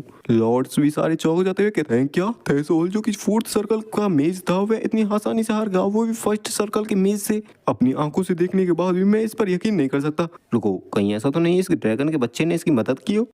जिसकी बात को सुनकर हमारी लोरी भी कहती है क्या तुम्हें तुम्हारी आंखों पर भी यकीन नहीं है? चलो तुम्हारी बेकार की आंखों को मैं निकाल ही देती हूँ। जिसकी बात को सुनकर वह भी डर जाता है। एमसी उसे हाथ पकड़ा कर उसे उठाने लगता है। थेसोल भी कहता है मुझे कभी नहीं लगा था कि मैं तुम्हारे जैसे किसी कैपेबल बंदे को देख भी पाऊंगा। यह दुनिया सच में काफी ज्यादा बड़ी है। एमसी भी कहता है तुम्हारा मैजिक भी काफी ज्यादा आउटस्टैंडिंग था। अगर तुम थोड़ा और भी तेज होते तो मैं सच में काफी ज्यादा बुरी तरीके से घायल हो जाता। इस जगह की फोर्स में तुम जैसे बंदों को देखने के बाद मुझे राहत मिलती है। थेसोल भी हंसते हुए कहता है हाँ हाँ, क्या तुमने मुझे रिकॉग्नाइज कर लिया? वैसे देखा जाए तो कैपिटल से डिमोट होना इतना भी बुरा नहीं है। आपसे मिलकर मुझे काफी सम्मान मिला और खुशी हुई। एमसी कहता है क्या तुमने कहा तुम्हें कैपिटल से डिमोट किया गया है? तुम्हारा क्या नाम है? वह भी कहता है मेरा नाम थेसोल वल्चर है। एमसी भी कहता है थेसोल वल्चर, हाँ मुझे याद आया। वह भी कहता है क्या तुम मुझे जानते हो? एमसी कहता है हाँ काफी अच्छे तरीके से, तुम तो मेरे एक बेनिफैक्टर हो ना। वह भी कहता है क्या मुझे माफ करना, मैं तुमसे पहले कभी नहीं मिला था। और अगले ही पल हमारा एमसी उसके मत्थे पर अपनी उंगली को रख देता है और यूज करता है माना शॉट का, बंदे की भेजे को उड़ा देता है और उस थेसोल का अंत वहीं हो जाता है। अचानक से ऐसे सीन को देखकर सारे लॉर्ड्स एकदम चौंक जाते हैं। एमसी वहां पर एकदम शांत खड़ा होता है और कहता है इसी वजह से मैं तुम्हें और जीवित रहने के लिए अलाउ नहीं कर सकता। अगर तुमको मैंने जिंदा रहने दिया तो तुम मेरे फियांसे के दुख का कारण बनोगे। सारे नोवेल्स फ्रेडा के इस काम को देखकर कहते हैं क्या फ्रेडा ने एक लॉर्ड को मार डाला? एक डुअल जो कि पहले ही खत्म हो चुकी थी, किसी और के कहने से पहले उसने किसी को मार डाला। यह तो क्लियरली एक नोवेल का मर्डर है। और लेकिन आखिरकार कौन इसके सामने इसे फेस करने के लिए खड़ा होगा? एमसी उन सभी को एक जगह पर जमा हुआ देखकर कहता है क्या आखिरकार आप सभी लोग यहाँ पर क्यों खड़े हुए हो? क्या इस थेसोल के कारण? इस पर ध्यान मत दो, यह एक ऐसा बंदा था जो कि मरना ही डिजर्व करता था। अगर इसे ऐसे ही छोड़ दिया जाता तो यह ग्रैंड डचेस के दुखों का कारण बनता। काउंट भी कहता है क्या ग्रैंड डचेस के लिए दुखों का कारण और वह भी थेसोल? लेकिन कैसे? लेकिन महोदय क्या यह पहली बार नहीं है जब आप थेसोल से मिले हो? आखिरकार थेसोल की मौत ग्रैंड डचेस के दुखों को कैसे खत्म कर देगी? एमसी भी कहता है वेल ग्रैंड डचेस वेल्डोवा यही चाहती है कि सारे ही ह्यूमंस खुशी रहें। एक मर्सीफुल ग्रैंड डचेस जो कि एक ड्रैगन की बॉडी में ह्यूमंस के लिए फाइट करती है और थेसोल उनकी इच्छा के विरुद्ध जा रहा था, यही मामला था। वैसे यह कुछ ऐसा था जो कि फ्यूचर में होने वाला था, इस वजह से इसे तुम्हें दिखाना थोड़ी मुश्किल है। वे लोग भी कहते हैं क्या माफ करें, और वे मन में सोचते हैं यह तो एकदम पागलपन है। यह कह रहा है कि इसने उसे सिर्फ इसलिए मार दिया क्योंकि कुछ ऐसी चीज फ्यूचर में होने वाली है, मतलब कि वो चीज अभी हुई ही नहीं। क्या यह कोई पागल है? एमसी भी कहता है चिंता मत करो, तुम सभी चाहे कुछ भी करो, मैं तुमसे कुछ नहीं कहूंगा। तो ये सीन शिफ्ट होता है, हमें एक बग्गी का सीन दिखाया जाता है जिसमें हमारा एमसी अपने सिर को पकड़कर बैठा हुआ होता है। सोचता है मेरा सिर तो घूमे जा रहा है। सोचा जाए तो मैं थेसोल वल्चर को यहाँ पर मिला था और मैंने उसे मारने के लिए वह माना शॉट यूज कर दिया, जिस वजह से मेरा पूरा माना ड्रेन हो गया और इस बेकार की कैरिज की वजह से मेरे सर में और चक्कर आते जा रहे हैं। मैं तो उन माना से चलने वाली कार्स को काफी ज्यादा ही याद कर रहा हूँ, हालांकि वे अभी तक इन्वेंट नहीं हुई हैं। तभी लूरी भी ताली बजाते हुए कहती है कितना इम्प्रेसिव है, तुमने अपनी पहली मीटिंग में ही एक लॉयल पर्सन को मार दिया। यह तो तुम्हारी एंगेजमेंट में एक काफी बड़ी बाधा बनने वाली है। एमसी कहता क्या तुम कह रही हो कि मैंने सबसे अच्छे लॉयल पर्सन को मार दिया? क्या तुम्हारा मतलब थेसोल से है? लूरी भी कहती है हाँ, चाहे तुम इस पर भरोसा करो या ना करो, वह ग्रैंड डचेस का सबसे लॉयल पर्सन था। एमसी भी कहता है वेल ये थोड़ा परेशानी भरा हो सकता है, क्या वह इतना सही था? लूरी भी कहती है हाँ मॉडरेट सही था और मॉडरेट करप्ट भी था, लेकिन फिर भी फॉरेस्ट में उस जैसे नोवेल को सबसे अच्छा ही कहा जा सकता है क्योंकि बाकी के नोवेल्स तो फ्रंट लाइन पर रहकर भी अपनी जेबें भरने में लगे हुए हैं। एमसी भी सोचता है यहाँ के जितने भी लॉर्ड्स हैं सच में काफी बड़ी दुविधा है ये तो। एमसी भी कहता है फिर भी एंगेजमेंट जैसी चलनी चाहिए वैसी ही चलेगी, क्योंकि वह कारण जिस वजह से मैंने उस थेसोल को मारा वह काफी सही था। जहाँ पर वह दूसरी सीट की तरफ देखता है, एक पोटली की तरफ देखते हुए मन में सोचता है, अगर मेरी मेमोरी एकदम सही है तो उस थेसोल ने अभी भी एक काफी बड़ा क्राइम किया हुआ है। जहाँ पर हमें उस थेसोल के घर का सीन दिखाया जाता है, जहाँ पर बटलर उन्हें ग्रीट करते हुए कहता है, आपका इस आलीशान वल्चर हाउस में स्वागत है। यह तो मेरे लिए सम्मान की बात है कि मैं ग्रैंड डचेस के कैसल से आए हुए गेस्ट को रिसीव कर पा रहा हूँ, लेकिन दुख के साथ कहना पड़ रहा है कि यहाँ पर हमारे मास्टर अभी तक नहीं आए हैं। एमसी भी सीधा कह देता है वह मर चुका है, उस पर ध्यान मत दो। जिसकी बात को सुनकर वह भी घबरा जाता है, कहता है क्या मुझे माफ करना। जहाँ पर हमारा एमसी उस थैले को उसकी तरफ फेंक देता है और वह कहता है क्या ये क्या है। लूरी कहती है यह चाहे कुछ भी हो, तुम इसे ले जाकर कासल के फ्रंट गेट पर किसी अच्छी सी जगह पर लटका देना। बटलर भी कहता है हाँ ऐसा कर तो दूंगा, लेकिन आखिरकार यह है क्या। लेकिन जब वह उस पोटले को खोल कर देखता है तो वह देखता है उसमें उसका मास्टर होता है, जिसे देखकर वह काफी जोरों से ही चिल्लाता है। फिर हमें थेसोल के रूम का सीन दिखाया जाता है। लूरी कहती है कि देखने में ऐसा लग रहा है जैसे हम किसी खाली घर को लूटने आए हैं, क्योंकि अब तुमने एक लॉयल बंदे को मार डाला है तो यह तुम्हारे लिए अच्छा होगा कि तुम एक अच्छा सा सबूत ढूंढ सको। एमसी भी कहता है क्या मेरे कहने से इस सारे मामले को निपटाया नहीं जा सकता, सबूत ढूंढना जरूरी है क्या। लूरी भी गुस्सा होते हुए कहती है मैं भी सोच ही रही थी कि तुम्हारे सिर को काट कर वापस ले जाया जाए और तुम्हारी उस एंगेजमेंट को तोड़ दिया जाए। जिसकी बात को सुनकर हमारा फ्रेडा भी कहता है ओह मिल गया सबूत। यहाँ पर इस बेड के नीचे एक हिडन डोर है, यहाँ पर जरूर से कोई ऐसा मैकेनिज्म होगा जिससे ये डोर ओपन किया जा सके। लूरी भी कहती है छोड़ो इस मैकेनिज्म को, तुम बगल को हटो। तब ये काफी खतरनाक सा पंच बनाती है और तभी जोर से वही जमीन पर देकर मारती है और कहती है यह ओपन हो चुका है, चलो अंदर चलते हैं। फिर हमें अंदर का सीन दिखाया जाता है। लूरी अपने सामने के सीन को देखकर कहती है इस तरीके की एक अंडरग्राउंड जगह है, यहाँ पर कोई भी आश्चर्य की बात नहीं है कि इससे इतनी बदबू आ रही है। एक सीक्रेट लेबोरेटरी जहाँ पर काफी सारे ह्यूमंस और मॉन्स्टर्स की लाशें पड़ी हुई हैं और यहाँ के ट्रेसेस को देखने से ऐसा लगता है कि यहाँ पर ह्यूमंस और मॉन्स्टर्स की लाइफ पर रिसर्च चल रही थी। यह तो क्लियरली डिमोनिक फॉलोअर्स से बिलोंग करता है, वे लोग जो डेमोनिक पावर की लालसा में अपनी ह्यूमैनिटी को तक को बुला देते हैं। और उन सभी में थेसोल वल्चर शायद से एक डार्क मेज नेक्रोमेंसर था। रुको, यह लाश तो किसी सोल्जर की लग रही है। अरे नहीं, इसने तो ह्यूमंस के ऑर्गन्स को मॉन्स्टर के ऑर्गन्स के साथ कनेक्ट कर दिया है। उस कमीने को तो मरना ही चाहिए था। वह आखिरकार ह्यूमंस पर भरोसा भी तो नहीं किया जा सकता। अगर वह कोई डीमन फॉलोअर है तो यह क्राइम किसी नोबल को मारने के क्राइम से भी बढ़कर है। लेकिन आखिरकार तुम्हें इस जगह के बारे में कैसे पता चला। लेकिन जब वह हमारे एमसी की तरफ देखती है जो कि कुछ कागजों को पकड़े हुए खड़ा होता है, उन कागजों को देखकर कहता है क्या मुझे यह मिल गया, थेसोल का नेमलेस मास्टरपीस, द इन्फिनाइट माना कल्टीवेशन मेथड। वह पास्ट की बात को याद करता है जहाँ पर वह थेसोल के पास आया होता है। वह कहता है फ्रेडा क्या तुम इसे जानते हो, मॉन्स्टर्स कंटिन्यूअसली माना को प्रोड्यूस कर सकते हैं।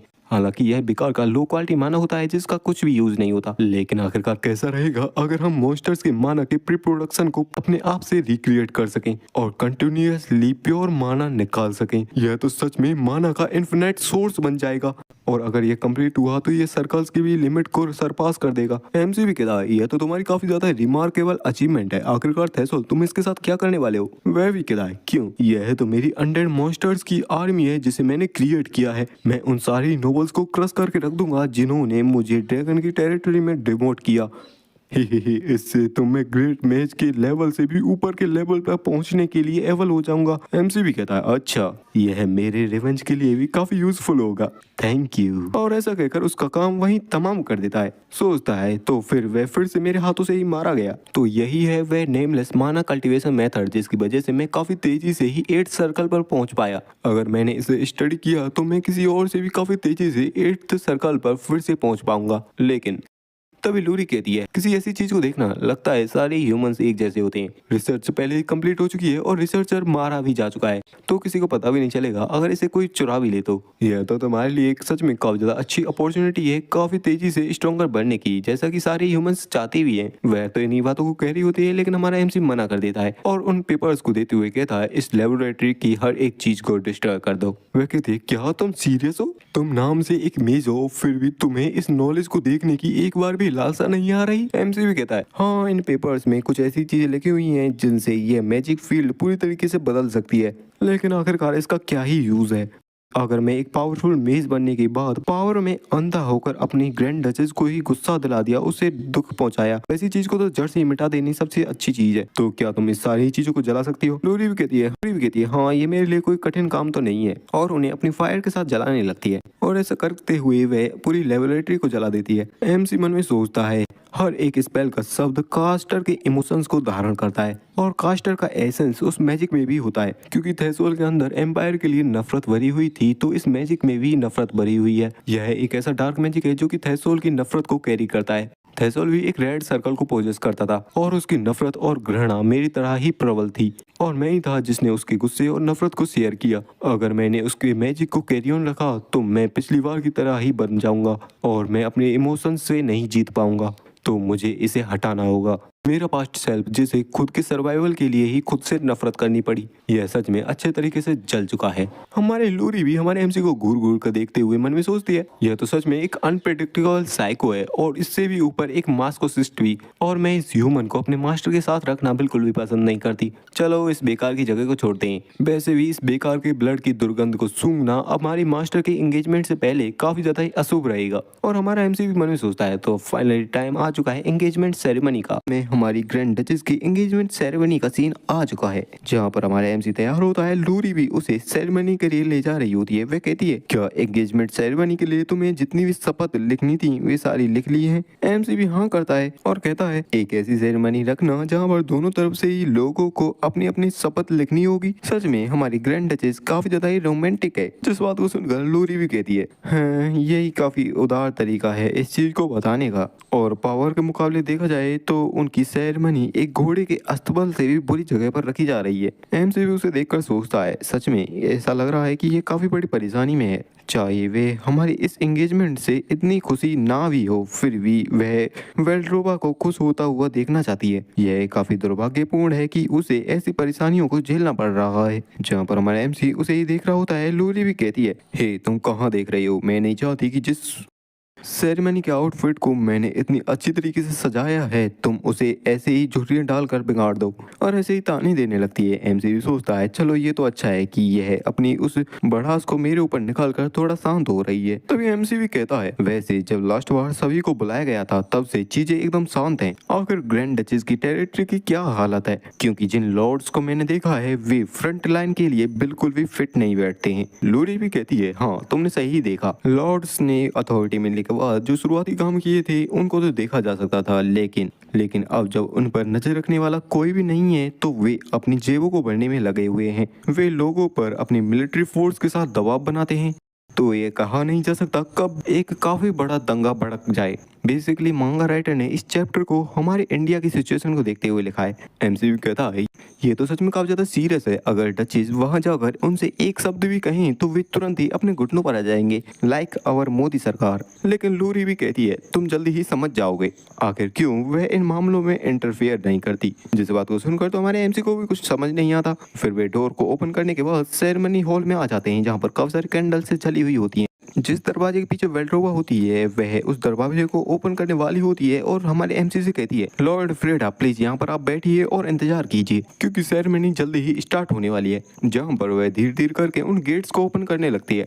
गेट्स के ओपन होने के साथ हमारे एमसी के शरीर पर भी काफी खतरनाक सा प्रेशर पड़ने लगता है। एमसी सोचता है यह एयर जो कि दरवाजों की उस तरफ से आ रही है, ऐसा महसूस हो रहा है कि यह हर पल मेरी बॉडी को क्रश कर रही हो। क्या मेरे जैसे किसी के पास अनुमति भी है वेल्ड्रोवा को फेस करने की? जहाँ वह वेल्ड्रोवा पूरी तरीके से बाहर नहीं आई होती, वह ड्रैगन फॉर्म में होती है और अपने हाथ को ही बाहर निकालती है। जहाँ पर लूरी उन सेरेमनी को स्टार्ट करते हुए पढ़ने लगती है अपने मंत्रों को, मतलब वह पंडित वाला काम कर रही है और कहती है आज एक इमोर्टल और एक मॉर्टल दोनों ही एक हो जाएंगे। तुम दोनों ही एक ऐसे गोल्डन धागे में बंध जाओगे जिसे ना तो हेवन की अथॉरिटी और ना ही टाइम तोड़ पाएगा। और ऐसा कहते कहते वे हमारे एमसी की प्याले में वाइन डालती है, जिसे वह एक ही बार में पी जाता है। और उसे पीने के बाद एहसास होता है और सोचता है यह कोई ऑर्डिनरी वाइन नहीं है। ड्रैगन की वह ओवरवेलमिंग प्रेजेंस धीरे धीरे करके गायब होती जा रही है। जहाँ पर दूसरी बार में वह ड्रैगन वाले प्याले में उस वाइन को करती है, लेकिन क्योंकि वेल्ड्रोवा अपने ड्रैगन फॉर्म में होती है तो वह अपने पंजों के साथ उसे उठाने का ट्राई करती है। लेकिन इतने बड़े पंजों के साथ इतने छोटे प्याले को उठाना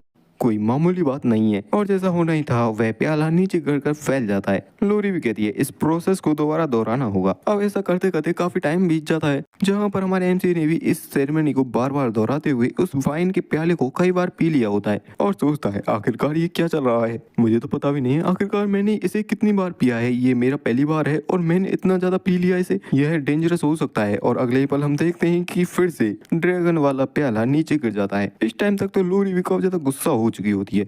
हमारा एमजे जो कि वाइन के नशे में पूरी तरीके से धुत हो चुका होता है, लोरी उसे रुकने के लिए कहकर वहां से जाती है। और वहां से जाने के बाद अगले ही पल ड्रैगन के ऊपर काफी जोर से चलाते हुए कहती है मास्टर इस टाइम पर आप क्या करने के बारे में सोच रही हो, ये क्या कर रही हो आप ही वो थी जिसने सबसे पहले कहा था कि आपको एक मॉर्टल के साथ शादी करनी है, लेकिन अब इसके बारे में आपकी लॉयल सर्वेंट लोरी क्या कर सकती है। मैंने अब तक इसे खूब सहा, अब जब आपका फियांसे आपके सामने बैठा है तो आप यहाँ पर छुप के बैठी हो। आखिर ये चीजें क्या सेंस बनाती हैं।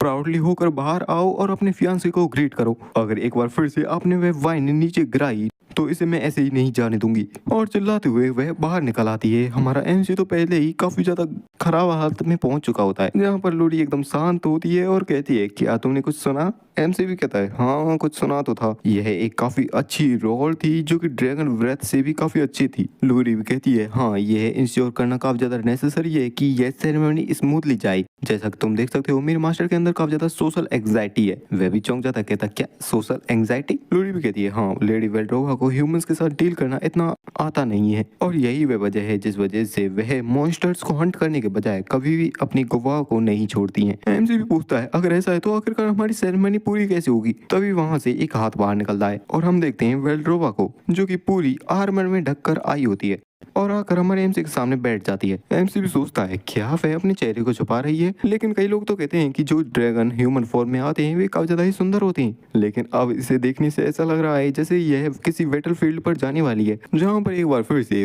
हमारी लोरी उस एंगेजमेंट सेरेमनी को चालू कर देती है और उन्हीं मंत्रों को पढ़ने लगती है, जहाँ पर एक बार फिर से वह ड्रैगन के प्याले में उस वाइन को करती है। अब क्योंकि वह ड्रैगन वेल्ड्रोवा अपने आर्मर के साथ तो उस वाइन को पी नहीं सकती, तो वह अपने आर्मर को थोड़ा ऊपर उठाती है, जिस पल हमारा एमसी उसके सिर्फ फोटो को ही देख पाता है। सिर्फ इतना ही देखने से हमारा एमसी मंत्र मुग्ध हो जाता है और ड्रैगन भी उस प्याले को उठाकर पी जाती है। इस टाइम पर सच में वह काफी ज्यादा ही प्यारी लग रही होती है, जिसे देखकर हमारा एमसी भी अपनी आंखों को हटा नहीं पाता। और एमसी मन में सोचता है क्या कहीं मैंने ज्यादा वाइन तो नहीं पी ली जिस वजह से मेरा अंदर का जितना भी फियर था वह निकल चुका है। क्या सच में वह मेरे जैसे एक ऑर्डिनरी ह्यूमन के लिए इतना तैयार होकर आई है। लोरी हमारे एमसी से कहती है तो अगले राउंड में तुमने जो शपथ लिखी है उनको पढ़कर सुनाओ, जहाँ पर हमारा एमसी भी अपने उस कागज को निकाल लेता है जिस पर उसने अपनी शपथें लिखी होती हैं। और एमसी सोचता भी है क्योंकि अब वहां से पास्ट में आया हूँ तो ये शब्द इसके लिए मीनिंगलेस हैं। और एमसी आगे कहता है तुम मुझको शायद इतना नहीं जानते होगी जितना मैं तुमको जानता हूँ। तुमने मुझे अपना दिल दिया था, उसी दिल के जरिए मैंने तुमको जाना। मैंने देखा तुम्हें अनगिनत बार धोखा दिया गया और अपमानित किया गया, लेकिन फिर भी तुम अपनी नोबल डिग्निटी के साथ अपनी ड्यूटीज को निभाती रही। तुमने उन लोगों को गले लगाया जो कि तुमसे नफरत करते थे, और तुम्हारी इस नोबिलिटी ने कभी भी उन लोगों की तरफ अपनी पीठ नहीं करी जिनसे तुम प्यार करती थी, और मेरे रास्ते को सही बनाया। तो इस जगह पर मैं भी शपथ लेता हूँ, जिस तरीके से तुमने मुझको अपना दिल दिया, इस टाइम पर मैं भी अपना दिल तुम्हें दूंगा। मेरी हर ख्वाहिश, मेरी हर तमन्ना, मेरी हर एक चीज को मैं तुम्हें दूंगा। ये मेरी लिखी हुई शपथ नहीं है, लेकिन आप जैसी ब्यूटी के साथ शादी करना मेरे लिए सच में एक सम्मान की बात है। लोरी भी इन शब्दों को सुनने के बाद एकदम शांत रह जाती है और कहती है तो अब आपकी बारी है शपथ को लेने की मास्टर। मास्टर क्या हुआ? लेकिन वेल्ड्रोवा अचानक से वहाँ खड़ी होती है और सीधा ही पलटकर वहाँ से अंदर चली जाती है और अंदर जाने के बाद गेट को बंद कर देती है। लोरी भी चमकते हुए चेहरे के साथ पलटते हुए कहती है सेरेमनी कंप्लीट हो चुकी है। लेकिन हमारा एमसी कुछ नहीं कहता। फिर वह दोबारा पूछती है लॉर्ड फ्रेड क्या आप ठीक हो? एमसी की हालत काफी ज्यादा खराब हो चुकी होती है। वह कहता है मुझे माफ करना, लेकिन कैसा रहेगा अगर मैं 3 दिनों के लिए सेक्लूजन में चले जाऊँ तो? अब एक अनोइंग पर्सन यानी कि हमारे एमसी को सेक्लूजन में जाने की बात को सुनकर वह भी खुश हो जाती है और कहती है ठीक है, और सोचती है सच में ऐसा ही एक्सपेक्ट किया था मेरी मास्टर से मैंने। और आकर ड्रैगन से कहती है सोचा जाए तो आपने उस एरोगेंट पर्सन को एक ही ब्लो में हरा दिया। ऐसा ही होना चाहिए एक ड्रैगन को। मुझे पता था मास्टर, आपने इसे पहले से ही प्लान कर रखा था। लेकिन ड्रैगन भी कुछ नहीं कहती। लोरी भी आगे कहती है आपने सच में मुझे भी उस हिट एंड रन स्ट्रेटेजी से उल्लू बना दिया था, यहाँ तक कि मैं भी उसके बारे में नहीं जान पाई। लेकिन फिर भी ड्रैगन कुछ नहीं कहती। लोरी भी शांत और उसे देखते हुए कहती, क्या आप ऐसा नहीं करना चाहती थी?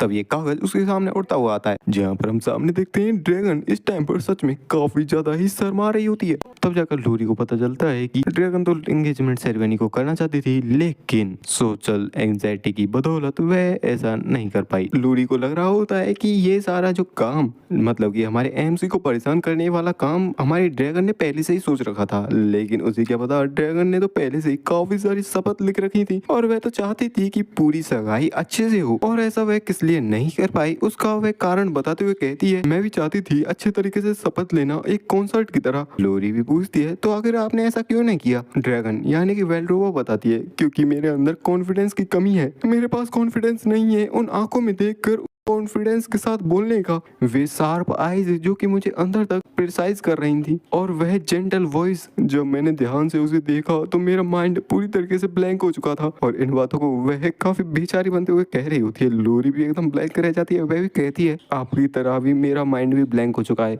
माई लेडी, ऐसी बात को मुझे इस टाइम पर कहने के लिए माफ करना, लेकिन इस टाइम से आपको तैयार हो जाना चाहिए डिसअपॉइंट होने के लिए। वेल्ड्रोवा भी कहती है, तैयार हो जाना चाहिए डिसअपॉइंट होने के लिए? क्यों, क्या हुआ? लोरी भी बताती है, क्योंकि अब आपकी मैरिज हो चुकी है, तो वह आपकी जगह पर यानी कि ग्रैंड डचेस वेल्ड्रोवा की जगह पर ये पूरे ईस्टर्न जगह को मैनेज करेंगे। और आपको तो पता ही है, जब ह्यूमंस पावर को हाथ में लेते हैं वे पूरी तरीके से बदल जाते हैं। वेल्ड्रोवा भी सोचती है, क्या थर्ड प्रिंस की तरह? लोरी भी माफी मांगते हुए कहती है, मुझे माफ करना उन बेकार की यादों को वापस याद दिलाने के लिए, लेकिन यही सबसे अच्छी एडवाइस है जो कि मैं आपको ऑफर कर सकती हूँ। वेल्ड्रोवा भी कहते हैं, नहीं नहीं, इसकी कोई जरूरत नहीं है, मैं समझ सकती हूँ तुम्हें। मॉर्टल्स ऐसे लोग होते हैं जो कि कभी भी वेनिस हो सकते हैं, तो फिर इन मॉर्टल्स की इन गुदगुदी वाली फीलिंग्स को दबा देना ही ठीक रहेगा। जहाँ पर हमारे एमसी का सीन दिखाया जाता है, वह मन में सोच रहा होता है, एंगेजमेंट सेरेमनी पूरी हो चुकी है, क्या सच में मैं उस वेल्ड्रोवा के साथ एंगेज हो चुका हूँ? और ये स्ट्रेंज सी फीलिंग क्या है? इससे पहले मेरी पिछली लाइफ में मुझे नफरत और गुस्से ने कंज्यूम कर लिया था,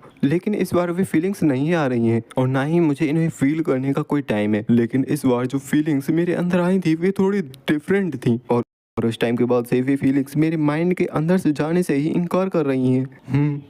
और मेरा ये रेड सर्कल जो कि इंटेंस फीलिंग से ही बड़ा होता है, वह भी पूरी तरीके से पागलों की तरह रैंप पर जा चुका है। आखिर ये जो फीलिंग या इमोशन है वह क्या है? फिर वही बात, ये फीलिंग क्या कहलाती है? इस तरीके से उग्र हो चुका रेड सर्कल उसके कास्टर के लिए एक थ्रेट माना जाता है, जो कि उसे सेल्फ डिस्ट्रक्ट कर भी करवा सकता है। लेकिन अगर मैंने इसे हैंडल कर लिया तो मैं काफी अच्छे से ग्रो कर सकता हूँ, और जिस चोटी तक मैं पहले भी जा चुका हूँ उस तक वापस जाना मेरे लिए कोई दिक्कत वाली बात नहीं रहेगी। एक सर्कल को चाहिए क्या होता है? मेंटल स्ट्रेंथ और माना, और एक फर्स्ट सर्कल के मेज के तौर पर जितना माना मैं यूज करता हूँ वे काफी रहेगा।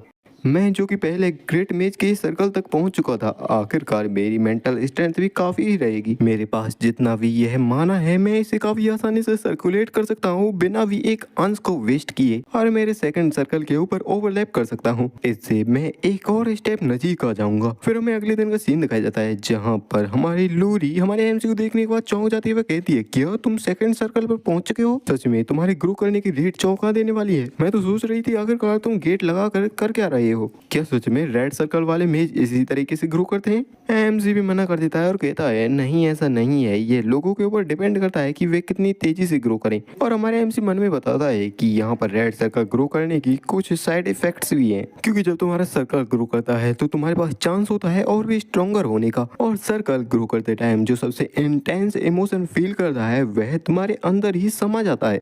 मेरी पास्ट लाइफ में मैंने अपने सर्कल को नफरत से ग्रो किया था, इसी की वजह से जब मेरा बदला पूरा हो गया तो मैं बाद में भी चलकर नफरत को ढूंढने लगा, कुछ ऐसे लोगों को ढूंढने लगा जिनसे मैं नफरत कर सकूं। ऐसे ही ख्यालों में खोते खोते वह एक जगह पर पहुंच जाता है। सामने एक सीन को देखकर चौंक जाता है, जहाँ पर लोरी एक जगह का सीन दिखाते हुए कहती है, आज से यही तुम्हारा रॉयल ऑफिस होने वाला है, जहाँ पर तुम अब से काम करने वाले हो। स्ट्रिक्टली कहा जाए तो आज से तुम ग्रैंड डचेस वेल्ड्रोवा की अथॉरिटीज का यूज करने वाले हो। और वह उस कुर्सी पर बैठते हुए कहता है, तो ग्रैंड डचेस के तौर पर काम करने के नाते मैं पहले टास्क को चालू करता हूँ। और वह मन में सोचता है, करंट टाइम पर ग्रैंड डचेस की जो डोमेन है उसे अवेंडन कर दिया गया है ग्रैंड डचेस के ही द्वारा। लेकिन जब मैंने थेसोल के सिर को काटा और उसके क्राइम्स को एक्सपोज किया, सारे जितने भी लॉर्ड्स हैं वो भी अपने मूव्स को ध्यान से चलने लगे हैं। वो तो लोरी का भला हो उसकी वजह से चीजें सारी आराम से हो गई। वह कहता है कि सबसे पहले मुझे लॉर्ड्स के लिए लेटर भेजना चाहिए जिनसे मैं कल मिला था। लूरी भी पूछती है क्योंकि ये तुम्हारी सबसे पहली फॉर्मल ग्रीटिंग होने वाली है तो तुम क्या लिखने वाले हो इसमें? वैसे भी तुम अब से अक्सर उनसे मिलने ही वाले हो। जहाँ पर हमारे एमसी ने लिखा होता है एक रीजेंट के तौर पर मैं जितने भी इंटरनल अफेयर्स हैं उन पर इंटरफेयर करूंगा। अगर किसी को भी मेरा यह डिसीजन अच्छा नहीं लगा तो वो मुझे रिप्लाई भेज सकता है। आफ्टर ऑल मैं आप सभी की रेस्पेक्ट करता हूँ, लेकिन सारे ही बंदे काफी ज्यादा घबराए होते हैं उसके लेटर को देखने से ही, और कोई कुछ भी रिप्लाई नहीं भेजता। अब इस लेटर को भेजने के बाद उसने नोबल से तो छुटकारा पा लिया होता है और अब अगली बारी है मॉन्स्टर्स की। छोटे मोटे मॉन्स्टर्स जो कि अपनी प्रेजेंस के साथ ही जितनी भी फार्मिंग होती है उस सारी फार्मिंग को बिगाड़ देते हैं और ना जाने कितने ही मासूम ब्लेजर्स की हत्या का कारण बनते हैं। ग्रैंड डचेस वेल्ड्रोवा डिजास्टर क्लास के बड़े बड़े मॉन्स्टर्स को तो काफी आसानी से रोक लेती है, लेकिन अनगिनत छोटे छोटे मॉन्स्टर्स को रोक पाना उसके लिए भी इम्पॉसिबल है। जिस सारी सिचुएशन को समझकर वह कहता है मुझे थोड़ी बहुत और टैलेंट को रिक्रूट करना होगा। लोरी भी कहती है क्या तुम्हारे माइंड में पहले से कुछ कैंडिडेट्स हैं जिन्हें तुम लिख रहे हो इस कागज पर? जहाँ पर हमारे एमसी ने कुछ लिख कर कागज पर उसे दे दिया होता है। ये कुछ लोगों के नाम होते हैं और उस लिस्ट को लेकर वे एक जगह पर आ चुके होते हैं, जहां पर उस जगह को देखकर लोरी भी कहती है क्या तुम कह रहे हो कि हमें अपना पहले कैंडिडेट खुद से ढूंढना होगा? और वह एक ऐसा स्कॉलर होने वाला है जिसके बारे में मैंने भी कभी नहीं सुना। जहां पर वे स्कॉलर्स की सिटी में आए होते हैं जिसका नाम होता है स्कॉल एरिया। एमसी भी कहता है हाँ ये तो काफी नेचुरल है कि तुमने उस स्कॉलर के बारे में सुना भी ना हो, क्योंकि अभी तक उसने अपनी छाप दुनिया पर नहीं छोड़ी है। लूरी भी कहती है यह सच में काफी बड़ी गड़बड़ होगी कि अगर तुम किसी भी ऐरे गहरे नत्थु गहरे बंदे को अपॉइंट करने के बाद अपनी गवर्नमेंट को चलाओगे। रुको कहीं ऐसा तो नहीं कि तुमने कुछ भी लिख दिया हो ऑन द स्पॉट इस लिस्ट में? एमसी भी बना करते हुए कहता है नहीं ऐसा कुछ नहीं है, अगर तुम मेरे ऊपर भरोसा करो या ना करो फिर भी मुझे इस इन्फॉर्मेशन को गैदर करने में काफी लंबा टाइम लगा है। और मन में सोचता है एक टाइम पर ग्लिस्ट वह मेरी हिट लिस्ट में से एक था। मैंने उसकी सारी अचीवमेंट्स को छान छान कर देखा ताकि मैं उससे नफरत कर सकूं, उसकी कोई कमी निकाल सकूं जिसे निकालने के बाद उससे बदला ले सकूं। उस टाइम पर मैं अपनी नफरत को भरने में लगा हुआ था और यह उस टाइम की लिस्ट है जब मैं चीजों को ढूंढ रहा था जिनसे मैं नफरत कर सकूं। इसके बारे में दोबारा से सोचूं तो ये सच में एक पागलपन था, जहाँ पर वे दोनों ही आकर एक मूर्ति के नीचे बैठ चुके होते हैं। तभी एक बंदा उन्हें वहां देख कर चिल्लाते हुए कहता है ओ यंग मैन और छोटी लिटिल मिस, अगर तुम्हारे सिर में दर्द हो रहा हो तो स्वीट स्नैक खाने के बारे में आपका क्या ख्याल है? एक ऐसे ट्रीट जिसे अकेडमी के स्टूडेंट्स भी काफी ज्यादा पसंद करते हैं। जिस बात को सुनकर हमारे एमसी भी उसके पास आते हुए पूछता है मैं तुमसे कुछ पूछना चाहता हूँ, क्या तुमने सही कहा कि यहाँ पर काफी सारे अकेडमिक ग्रेजुएट्स आते हैं? वह बंदा भी कहता है ऑफ कोर्स क्यों नहीं, मुझे देखने से ऐसा लगता नहीं होगा कि मैं काफी लंबे टाइम से यहाँ पर बिजनेस कर रहा हूँ, लेकिन सही बताऊँ तो मुझे काफी लंबा ही टाइम बीत चुका है जब से मैं यहाँ पर इस काम को कर रहा हूँ। इस बात को सुनकर हमारा एमसी भी कहता है तो क्या तुम्हें एक मैसी स्कॉलर के बारे में पता है? मैसी स्कॉलर इसी स्कॉलर का यहाँ के लोगों को द्वारा रखा गया नाम है, असली नाम कुछ और है। और भाई मैसी स्कॉलर का नाम सुनकर लूरी भी काफी ज्यादा गुस्सा होती है, कहती है क्या तुम हमारे कौशल में एक दंगा खड़ा करना चाहते हो जो कि उसे बुला रहे हो? जहाँ पर उस शॉपकीपर को भी कुछ याद आता है वह कहता है हाँ यह निकनेम तो यहाँ पर काफी ज्यादा फेमस है, लेकिन क्योंकि मैं यहाँ पर काम करता रहता हूँ तो मुझे सभी लोगों के चेहरे तो याद नहीं रहते और मेमोरीज भी मेरी थोड़ी धुंधली है। उसका कहने का सीधा मतलब यह होता है कि पहले मुझसे खरीदारी करो तभी तुमको इन्फॉर्मेशन मिलेगी। तो हमारे एमसी उसके इरादे को समझते हुए कहता है आखिरकार कितने रुपए लगेंगे? वह दुकानदार भी कहता है 3 ऐसे स्नैक्स, वो भी तुमको 5 कॉइन्स में मिलेंगे। एमसी भी कहता है तो ठीक है मेरे लिए एक ही काफी रहेगा, लेकिन लूरी मना करते हुए कहती है मुझे 3 चाहिए। और ये बात उसने चमकते हुए चेहरे के साथ कही होती है। हमारा एमसी भी उसे देखता रह जाता है, क्या इस ड्रैगन की बच्ची को भी ऐसी चीजें पसंद है? वह दुकानदार भी देते हुए कहता है तो ये रही आपकी शहद में प्रिजर्व किए गए फ्रूट्स, जिन्हें देखने के बाद तो लूरी के चेहरे पर भी एक अलग ही खुशी छा जाती है। एमसी भी कहता है मुझे नहीं लगा था कि तुम्हें इस तरीके की चीजें पसंद होंगी। लूरी भी कहती है क्या पसंद, मैं तो ये इंश्योर कर रही थी कि उससे इन्फॉर्मेशन लेने के बदले में अच्छी खासी फीस दी जाए। और वे वहां से जाने लगते हैं, जहाँ पर एमसी अभी भी उसी की तरफ देख रहा होता है। मन में सोचता है मुझे तो लगा था कि यह भी मेरी तरह एक इमोशनलेस बनती है, लेकिन मुझे कभी नहीं लगा था कि यह इस तरीके का एक चाइल्डिश फेस बना लेगी। जहाँ पर लोरी भी नोटिस करती है कि वह उसे ही घूर रहा है तो वह भी अपने स्वीट स्नैक्स को दूर कर लेती है और एक स्वीट स्नैक को उसकी तरफ करते हुए कहती है क्या तुम चाहते हो इसे खाना? एमसी कहता है नहीं तुम ही खा सकते हो सभी को। और हाँ यहाँ पर अंधेरा होने वाला है तो हमें जल्दी करनी होगी, अगर हमने थोड़ी और देर की तो हम सही टाइम पर नहीं पहुंच पाएंगे। जहाँ पर हमें उसी स्कॉलर का सीन दिखाया जाता है जिसे हमारा एमसी ढूंढ रहा होता है। वह भी काफी ज्यादा घबराया हुआ होता है और कहता है नहीं मेरी रिसर्च धुएं में उड़ने वाली है। हमें बताया जाता है अकेडमी का सबसे टॉप और सबसे बड़ा बखेड़ा खड़ा करने वाला स्टूडेंट जो कि ग्रेजुएट हो चुका है। तभी कोई कहता है हे वर्नेल, तो हाँ भाई इसका नाम है बखेड़ा खड़ा करने वाला स्कॉलर बर्नेल मार्क्वेस। अब जिसने हमारे वर्नेल को आवाज लगाई होती है उसे वर्नेल देखकर चौंक जाता है। वह कहता है क्या तुम यहाँ पर कैसे आ गए। अब वे जो बंदे होते हैं वे हमारे वर्नेल के पास आकर उसके कंधे पर हाथ रखते हुए कहते हैं जो चीजें हमारे बीच में हुई हैं उसके बाद तो हमें यहाँ पर आना ही था ना। सच में ना जाने तुमने कितनी परेशानियां खड़ी करी होंगी जिस वजह से तुम्हें मेसी स्कॉलर कहा जाता है। एनीवे कांग्रेचुलेशन तुम्हारे ग्रेजुएट होने पर। तो फिर हमारे रुपयों को वापस करने का टाइम आ चुका है। जिनकी बातों को सुनकर उसके भी पसीने छूटने लगते हैं। वे कहता हाँ हाँ हाँ। तो भाई इसकी संपत्ति यानी कि जमीन जायदाद धन रुपया पैसा कुछ नहीं है इसके पास है सिर्फ कर्ज। और उसी कर्ज के रुपयों को वसूल करने के लिए वे लड़के आए होते हैं इसके पास जहाँ पर हमारा वर्नेल अपने घर पर आ चुका होता है। तो उसके बाद उसके पीछे ही वे लड़के भी आ जाते हैं जो कि कहते हैं आखिरकार तुम हमारे रुपयों को कब देने वाले हो। वर्नेल भी माफी मांगता है और कहता है प्लीज मुझे थोड़ा और टाइम दो, मैं इतनी जल्दी कैसे दे सकता हूँ तुम्हारे रुपयों को। जिस बात को सुनकर वह बंदा भी गुस्सा हो जाता है। वह कहता है क्या और टाइम, मैं सालों से तुम्हारा ग्रेजुएट होने का इंतजार कर रहा था और अभी भी तुम कह रहे हो कि तुम्हें और टाइम चाहिए। और रुको ये क्या पड़ा हुआ है, किसी एनिमल की डेड बॉडी। वर्नेल भी बताता है कि यह किसी एनिमल की डेड बॉडी नहीं है बल्कि एक मॉन्स्टर की डेड बॉडी है।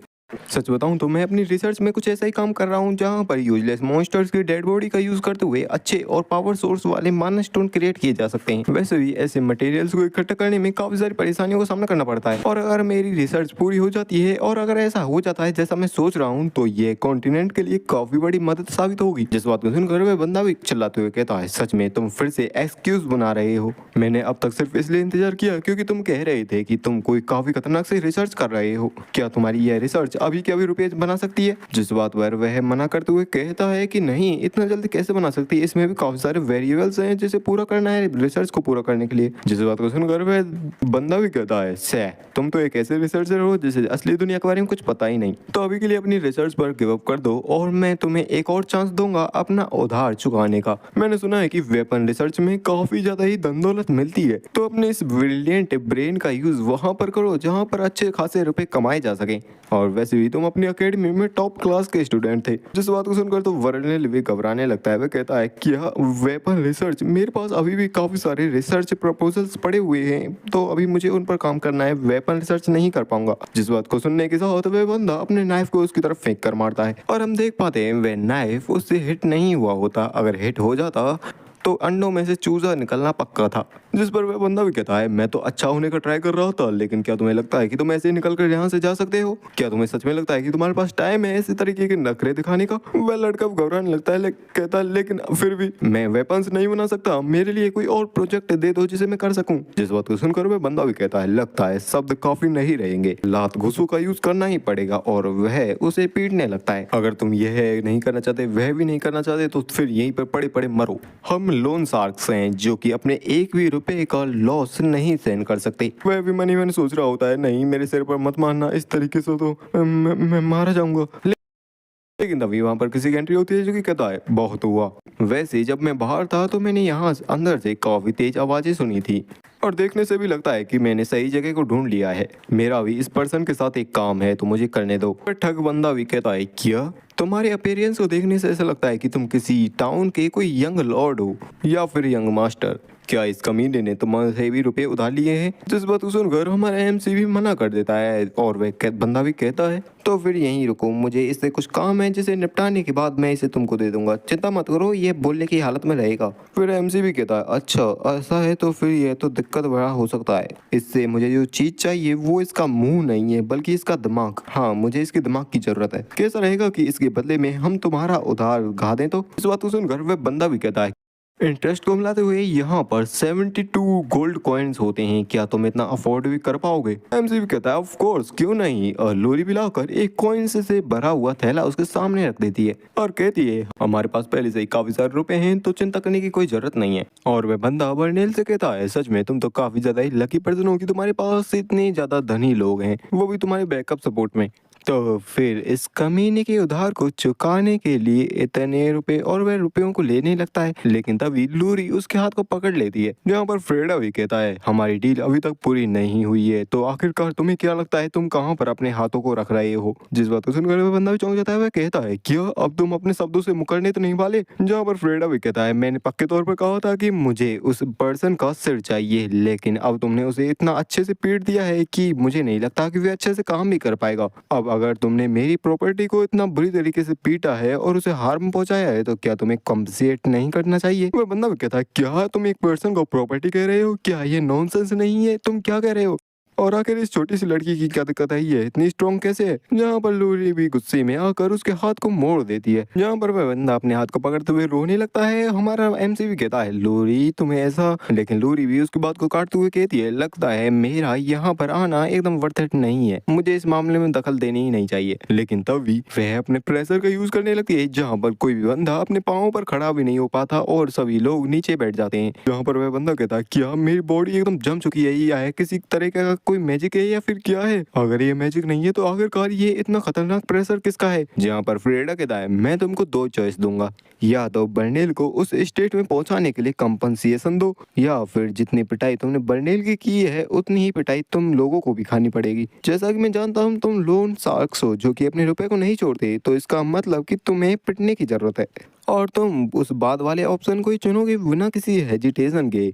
तो अब तुम्हें अपना सही वाला शेयर लेना पड़ेगा और तुम्हारा यह सारा चीजें सेटल हो जाएंगी। जहाँ पर लूरी भी तैयार हो चुकी होती है उनकी अच्छी तरीके से पिटाई करने के लिए, और उसके बाद हमें उस घर से काफी जोरों की चिल्लाने की आवाजें सुनाई देती हैं।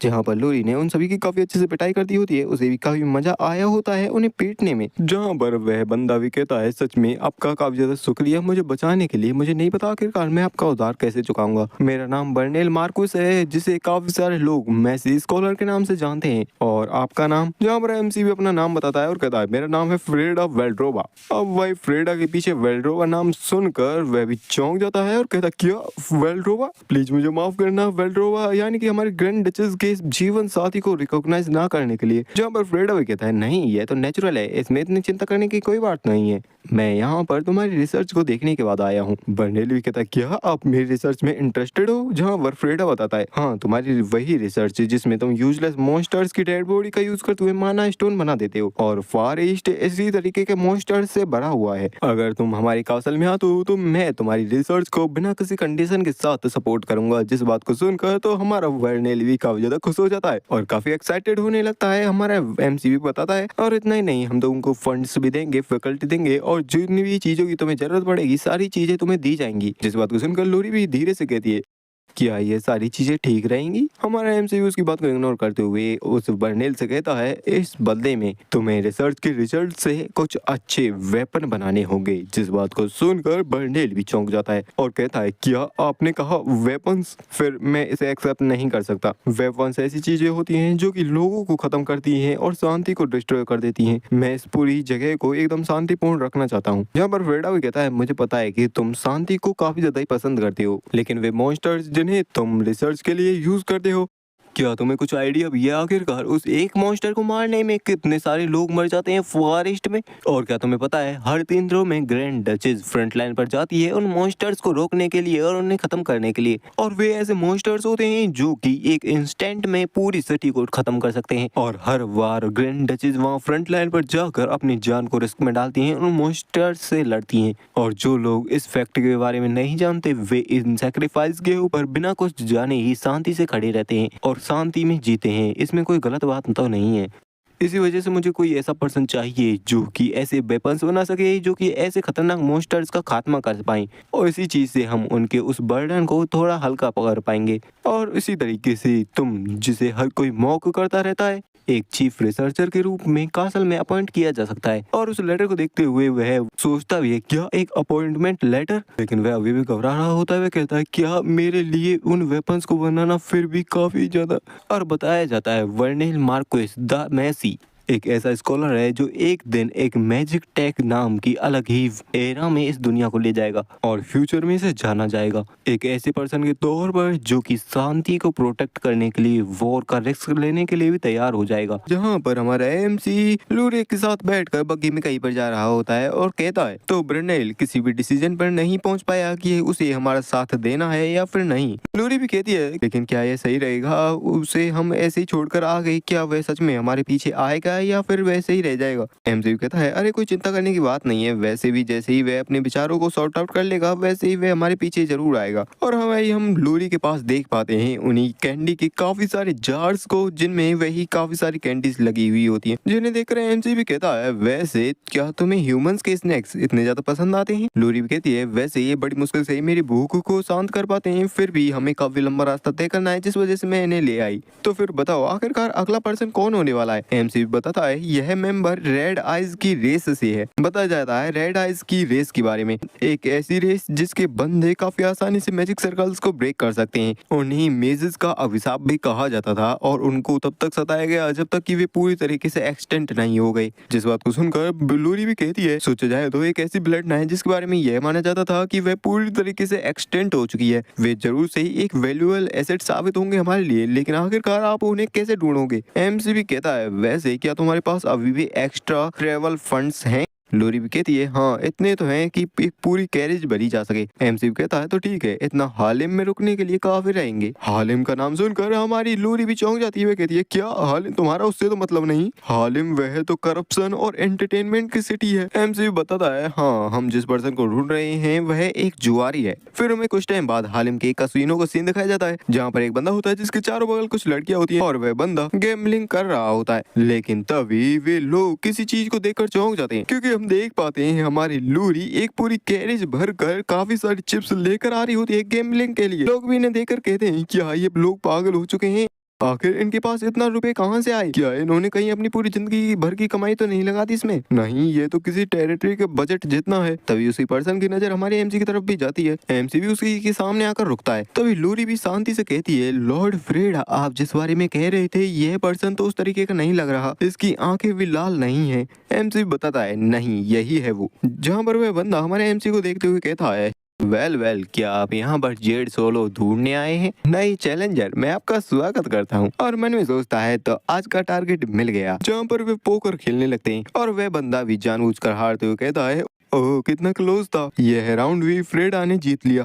उस पर्सन के बगल में बैठी हुई बंदी कहती है जेड क्या आज तुम सीरियस तरीके से नहीं खेल रहे हो? जेड भी कहता है देखने से ऐसा लगता है कि लक आज मेरी साइड पर नहीं है, वैसे अगर तुम मुझे चीयर अप करोगी तो मैं और भी ज्यादा मोटिवेटेड हो जाऊंगा और शायद जीत भी जाऊं। उसे देखते हुए हमारा एमसी मन में सोचता है गेम तो सिर्फ एक दिखावा है, यह पर्सन तो उस लड़की का दिल जीतने की कोशिश कर रहा है, किसी को भी लुभा ले, इतना इनफ चार्म और काफी हैंडसम भी, हाथों में काफी सारी स्किल्स रखने वाला, एक रुपयों से बने हुए टापू पर चमकती हुई ट्रॉफी की तरह। लेकिन जब यह डेंजर सेंस करता है तो एक चालाक खरगोश की तरह काफी तेजी से वहां से एस्केप करता है। तो अब टाइम आ चुका है इसके हर एक एस्केप रूट को कट ऑफ कर देने का। जहाँ पर जेड कहता है यंग मास्टर देखने से ऐसा लगता है कि अब आपको इसे खेलने में मजा आ रहा है। जहाँ पर फ्रेडा भी कहता है हाँ तुम्हारी वजह से मुझे मजा तो आ रहा है। जहाँ पर जेड कहता है वैसे अक्सर आप जैसे दोस्तों से मिलना मुझे काफी मजा दिलाता है। फ्रेडा भी मना करते हुए कहता है कि आगे से मैं तुम्हें इस जगह पर नहीं दुखूंगा, क्योंकि अगर मेरे पीछे खड़ी हुई छोटी लड़की मुझे एक गैम्बलर समझने लगे तो ये मेरे लिए काफी बड़ी दिक्कत की बात हो जाएगी।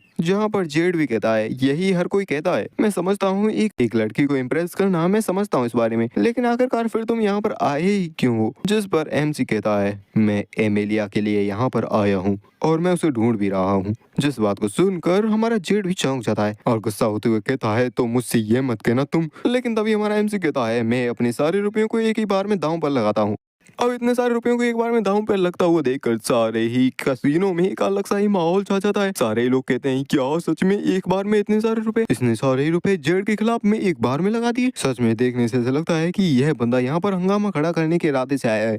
जिस सीन को देखकर जेड भी कहता है देखने से ऐसा लगता है कि मुझे इस राउंड को जीतना ही होगा हर हालत में। और भाई वह इस राउंड को जीत भी जाता है। सभी को बता भी दिया जाता है जेड जीत चुका है। जहाँ पर जेड हमारे एमसी से कहता है तुम दोनों मेरे साथ चलो। फ्रेडा भी कहता है देखने से ऐसा लगता है कि हमें काफी सारी चीजें डिस्कस करनी है। फिर हमें कुछ टाइम बाद का सीन दिखाया जाता है जहाँ पर जेड हमारे एमसी से पूछता है आखिरकार तुम्हें अमेलिया के बारे में कैसे पता? अब तुम मुझसे ये मत कहना कि तुम भी उन्हीं कमीनों के साथ हो, अगर हो तो मुझे बताओ आखिर मेरी बहन कहाँ पर है? और हम देख भी पाते हैं जेड की आंखें जो कि पहले ब्राउन कलर की थी अब रेड हो चुकी होती है। और एमसी भी मन में सोचता है जैसा कि मैंने देखा इसकी ब्राउन आइज गायब हो चुकी है। और एमसी कहता है जिन लोगों के बारे में तुम बता रहे हो मेरा उनसे कोई लेना देना नहीं है, और वैसे भी तुम तो एक नोबल्स की खेलने की चीज बनकर रह चुके हो। एक ऐसा गैम्बलर जो कि रोज ही गैम्बलिंग करने के लिए कसिनो में आता रहता है, लेकिन इनमें से कोई भी तुम्हारा असली चेहरा नहीं है।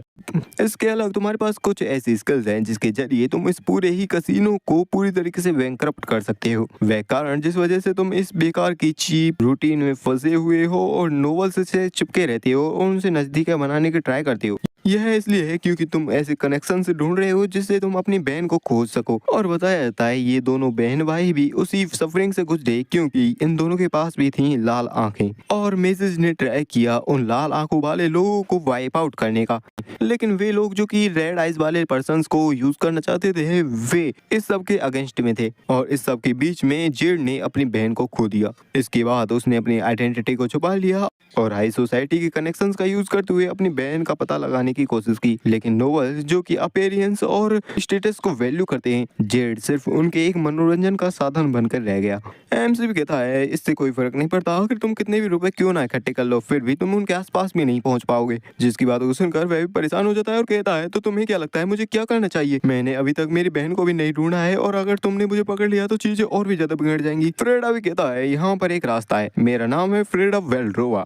डचेस वेल्ड्रोवा का पति होने के नाते मैं तुम्हें मेरे अटेंडेंट के रूप में पोजीशन ऑफर करता हूँ। वेल्ड्रोवा का नाम सुनकर वह भी हमारे एमसी को सस्पिशियस निगाहों के साथ देखते हुए कहता है तो तुम मुझे अपने अटेंडेंट के रूप में काम पर रखना चाहते हो? जिस पर एमसी भी हाँ करता है, लेकिन उसे अभी भी यकीन नहीं हो रहा होता। जहाँ पर एमसी कहता है अगर तुम्हें यकीन नहीं हो रहा तो मैं अभी के अभी तुम्हें अपॉइंटमेंट लेटर दिखा सकता हूँ। अगर तुम मेरे ऑफर को एक्सेप्ट करते हो तो मैं तुम्हें एक चांस दूंगा हाई सोसाइटी को ज्वाइन करने का और मदद करूंगा तुम्हारी बहन को ढूंढने में। वह भी मन में सोचता है एक ऐसी अपॉर्चुनिटी जो कि अक्सर ही आती है, लेकिन मैं इस पर पूरी तरीके से विश्वास भी तो नहीं कर सकता। जिस पर वह कहता है तुम्हारा ऑफर तो काफी अच्छा है, लेकिन मेरी भी कुछ शर्तें हैं। पहली शर्त कि मेरे काम के बदले में तुम्हें मुझे कंपनसेशन देना होगा जो कि रुपए ही होंगे। और दूसरी शर्त अगर तुम्हारा कोई बेकार का मोटिव है मेरी एबिलिटीज को यूज करने का तो मैं तुरंत वहां से निकल जाऊंगा, वो भी बिना हेजिटेशन के। जिन बातों को कहने के बाद वह अपने मन में सोचता है चाहे ये बातें मैंने उसे कह भी दी हूँ फिर भी अगर मेरी आइडेंटिटी को वह जानता है तो वह मेरे ऊपर इतना आसान नहीं रहेगा। और कहता है ठीक है तो अगर तुम इन कंडीशंस को एक्सेप्ट करते हो तो मैं तुम्हारे ऑफर को भी एक्सेप्ट कर लूंगा। जिस पर हमारा एमसी शांत रहता है, फिर कहता है मैं तुम्हारे दोनों ही कंडीशंस को एक्सेप्ट करता हूँ, लेकिन एक और चीज, हमारी थर्ड कंडीशन यह रहने वाली है जैसे तुम अपनी बहन को ढूंढ लोगे हमारा ये है जो टर्म है यह रद्द हो जाएगा। उसके बाद तुम्हारी चॉइस रहेगी कि क्या तुम्हें रुकना है या फिर यहाँ से जाना है। जिस बात को सुनकर तो वह भी चौंक जाता है और कहता कि मैं, क्या तुम मुझे सच में ऐसे ही जाने दोगे?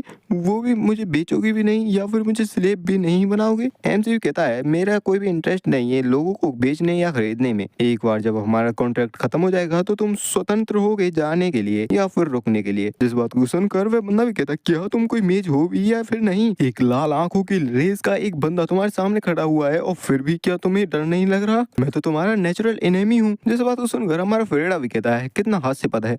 अगर एक मेज इसलिए डरे क्योंकि ब्लेड रेस पर वह मेज काम नहीं कर पाता तो वह मेज के रूप में एक फेलियर है। वैसे मैं तुम्हें रुकने के लिए फोर्स नहीं करूंगा। और मैं मन में भी सोचता है अगर मैं ट्राई करूं इसे रोकने का तो भी नहीं रोक सकता क्योंकि पिछली लाइफ में इसने कई बार प्रिजन को ब्रेक करके वहां से एस्केप किया है। जहाँ पर जेड कहता है वैसे तुम एक नोबल होने के तौर पर काफी अनयूजुअल हो, ठीक है मैं अब से लॉर्ड के लिए ही काम करूंगा। तो आखिरकार ग्रैंड डचेस वेल्ड्रोवा की कॉन्सर्ट आज मुझे कौन सी पहली ड्यूटी देने वाले हैं? जिस पर हमारा एमसी उस जेड को एक पहली ड्यूटी देते हुए कहता है तुम्हें जाकर एक लड़की को सेड्यूस करना है। जिस बात को सुनकर उसके मुंह से भी उसके बियर निकल जाती है और कहता क्या है? एमसी भी कहता है क्या ये कोई ऐसी चीज नहीं है जिसे तुम आराम से हैंडल कर सकते हो? मेरे मतलब एक ऐसी लड़की को लाना जो कि अकेली रहती है, क्या ये तुम्हारे लिए आसान नहीं है? जहाँ पर वे तीनों ही लोग हमारे एमसी की बताई हुई जगह पर पहुंच चुके होते हैं। जेड भी उस जगह को देख कर कहता है तो क्या यही जगह है जहाँ पर हमें आना था? आखिरकार सारी ही जगहों में से सिर्फ यह विच हाउस ही क्यों होना था? कई लोग कहते हैं कि अगर तुम किसी विच के साथ रहोगे तो तुम्हारे पास हमेशा बैड लक ही आएगा। चलो मैं अपनी फर्स्ट जॉब के बारे में तो समझ गया, लेकिन आखिरकार आप मुझे अपनी फर्स्ट जॉब के लिए कितना पे करने वाले हो? जिस पर फ्रेडा भी कहता है मैंने अपनी फीस पहले ही पे कर दी है तुम्हें। जितने भी रुपए तुमने गैम्बलिंग में जीते थे वे सारी ही तुम्हारी फीस थी और इतना ही अमाउंट मैंने सोचा था तुम्हें पे करने के लिए। जिस बात को सुनकर जेड भी हंसते हुए कहता है अरे कम ऑन, वो तो मैंने अपनी स्किल्स से जीते थे, आखिरकार हमें फीस को तो अलग ही रखना चाहिए ना। लेकिन इस बात को सुनकर लूरी काफी ज्यादा गुस्सा हो जाती है। वह कहती क्या वह फीस नहीं मानी जाएगी? लूरी के ऐसे खतरनाक रिएक्शन को देख कर बेचारा जेड भी काफी ज्यादा घबरा जाता है। वो कहता है मेरी पहली जॉब मैं फ्री में कर लूंगा, मुझे कोई फीस नहीं चाहिए, चिंता मत करो। एनीवे मेरी पहली जॉब है मुझे किसी को सेड्यूस करना है, वैसे यह तो मेरी एक स्पेशलिटी है। और ऐसा कहकर वह वहां से चला जाता है। हमारा फ्रेड अभी पीछे से उसे जाता हुआ देख रहा होता है, जिसे देखते हुए लूरी भी कहती है चलो फाइनली वह चला तो गया। वैसे आप यहाँ पर आते हुए क्या सोच रहे थे, क्या होगा अगर वह एक लाश में बदल कर बाहर निकले तो? जिस बात को सुनकर एमसीयू कहता है मैंने उसे वही टास्क दिया है जिसे वह कर सकता है, तो वह एक लाश में तो बदलेगा नहीं। लूरी भी कहती है मैटर यह नहीं है कि वह काम को करने में अच्छा है या फिर बुरा है, एक मैन को फिलियास नेम धारण करने वाली बिच के पास भेजना इसका मतलब है कि वह एक पीस में तो बाहर निकल ही नहीं सकता। फिलियास के बारे में बताया जाता है ये ऐसी बिचेस होती हैं जिनके पास होता है रेड सर्कल और जो कि नफरत और वासना से बोर्न होती हैं। विचक्राफ्ट के साथ वे बहनें बन जाती हैं और एक दूसरे पर निर्भर रहती हैं। स्पेशली मैन के प्रति इनकी ये नफरत की भावना कुछ ज्यादा ही होती है। जिस पर फ्रेडा भी कहता है अरे चिंता करने की कोई जरूरत नहीं है, क्योंकि आखिरकार फिलियास के बीच में इस विच को हेरेटिक माना जाता है। हेरेटिक का मतलब है एक ऐसा पर्सन जो कि उनके धर्म के अनुसार नहीं चलता। लोरी भी कहते क्या एक विच जो कि हेरेटिक के तौर पर ब्रांडेड है? फ्रेडा भी कहता है हाँ, जिस कारण की वजह से उसे एक्सपेल किया गया था उसी कारण की वजह से हम उसे रिक्रूट कर रहे हैं। लेकिन तभी डोर ओपन होता है और अंदर से कोई कहता फ्रेडा देखने से ऐसा लगता है यह तो कुछ जल्दी ही खत्म हो गया, यह कह रही है कि यह मेरे लिए कुछ भी कर देगी। क्या तुम सच में इसी के बारे में कह रहे थे? लिटरली भाई वह विच जिसका नाम एकेडना है वह तो हमारे जेड के साथ चिपकी गई होती है। और इसके बारे में बताया जाता है यह ब्यूटी के साथ काफी ज्यादा ऑब्सेस्ड होती है, मतलब कि जेड काफी ज्यादा ब्यूटीफुल है जिस वजह से यह उसी के साथ चिपक गई। लेकिन जब वह अपने सामने देखती है तब कहती है एक हैंडसम लड़का और एक ब्यूटीफुल लड़की मेरे डोर के बाहर खड़े हैं, जहाँ पर अकेडना ने सभी को डोर के अंदर बुला लिया होता है, घर के अंदर बैठा लिया होता है और कहती है हेलो मेरा नाम है अकेडना, कुछ हैंडसम लोग मेरे घर के बाहर आए हैं, यहाँ तक कि एक ब्यूटीफुल लड़की भी मेरे घर में आई है। सच में मैं तो काफी ज्यादा ही खुश हूँ। जेड तो अपनी ही जगह पर जमा हुआ होता है। हमारा फ्रेडा कहता है अकेडना फिलियास मैं सीधे पॉइंट पर आता हूँ, मैंने सुना है कि तुम काफी स्पेशल गोलम्स बनाती हो। जिस बात को सुनकर तो अकेडना भी काफी ज्यादा चौंक जाती है, कहती है लेकिन तुम्हें कैसे पता चला? फ्रेडा कहता है उस बात को छोड़ो, क्या तुम मुझे उसे दिखा सकती हो? जिस पर अकेडना भी मना करते हुए कहती है नहीं नहीं, मेरी गोलम्स एकदम टॉप सीक्रेट है, मैं उन्हें किसी को नहीं दिखाती। जिस बात को सुनकर फ्रेडा भी कहता है तो मुझे लगता है कि मेरे पास यहाँ रुकने का कोई भी कारण नहीं बचा है। अब उनकी जाने की बात सुनकर तो अकेडना भी काफी ज्यादा डर जाती है। वो कहती है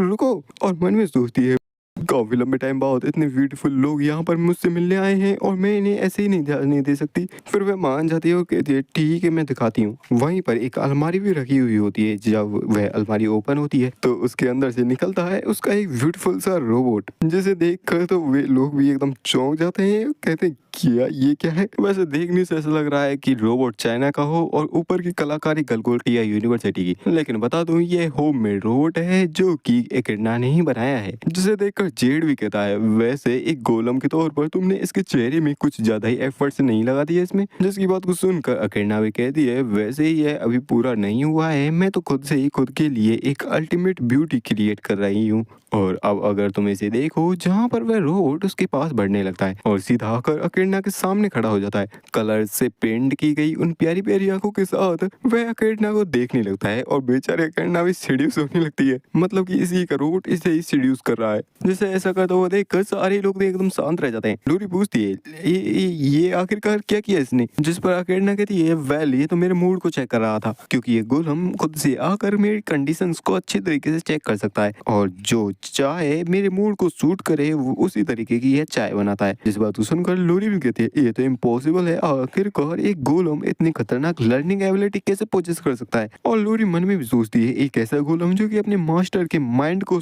रीड कर सके और अपने आप से ही एक्ट कर सके, ये तो कुछ अलग ही है। जहाँ पर वह गोलम चाय बनाकर ले आया होता है और सीधा अकेडना के सामने भी रख दी होती है। अकेडना भी कहती है ओ माई मेरा मूड आज ही काफी ज्यादा अच्छा दिख रहा था, इस वजह से ये मेरे लिए दार्जिलिंग की चाय बना लाया। जहाँ पर लोरी भी हमारे फ्रेडा के कानों में फुसफुसाते हुए कहती है यह विच कोई नॉर्मल गोलम मेकर तो नहीं लगती, क्या तुम्हें इस सब के बारे में पहले से ही पता था? फ्रेडा उसके बारे में बताते हुए कहता है यह एक रूइन मेकर है जो कि कॉन्टिनेंट में काफी कम ही पाए जाते हैं। और बताया जाता है रूइंस एक ऐसी चीजें होती हैं जिन्हें एक कंस्ट्रक्शन के लिए काम में लिया जाता है, वो भी मैजिक सर्कल के। जो नॉर्मल से मेजेस होते हैं वे सिर्फ रूइंस को ही यूज करते हैं जो कि पहले से क्रिएट किया जा चुके हैं, लेकिन रूइन मेकर अपनी आवश्यकता के अनुसार रूइंस को क्रिएट कर सकते हैं। अकेडना के भी जो असली एबिलिटी है वह यही है कि नए नए रूइंस को क्रिएट करना, वो भी अपने मैजिक के साथ।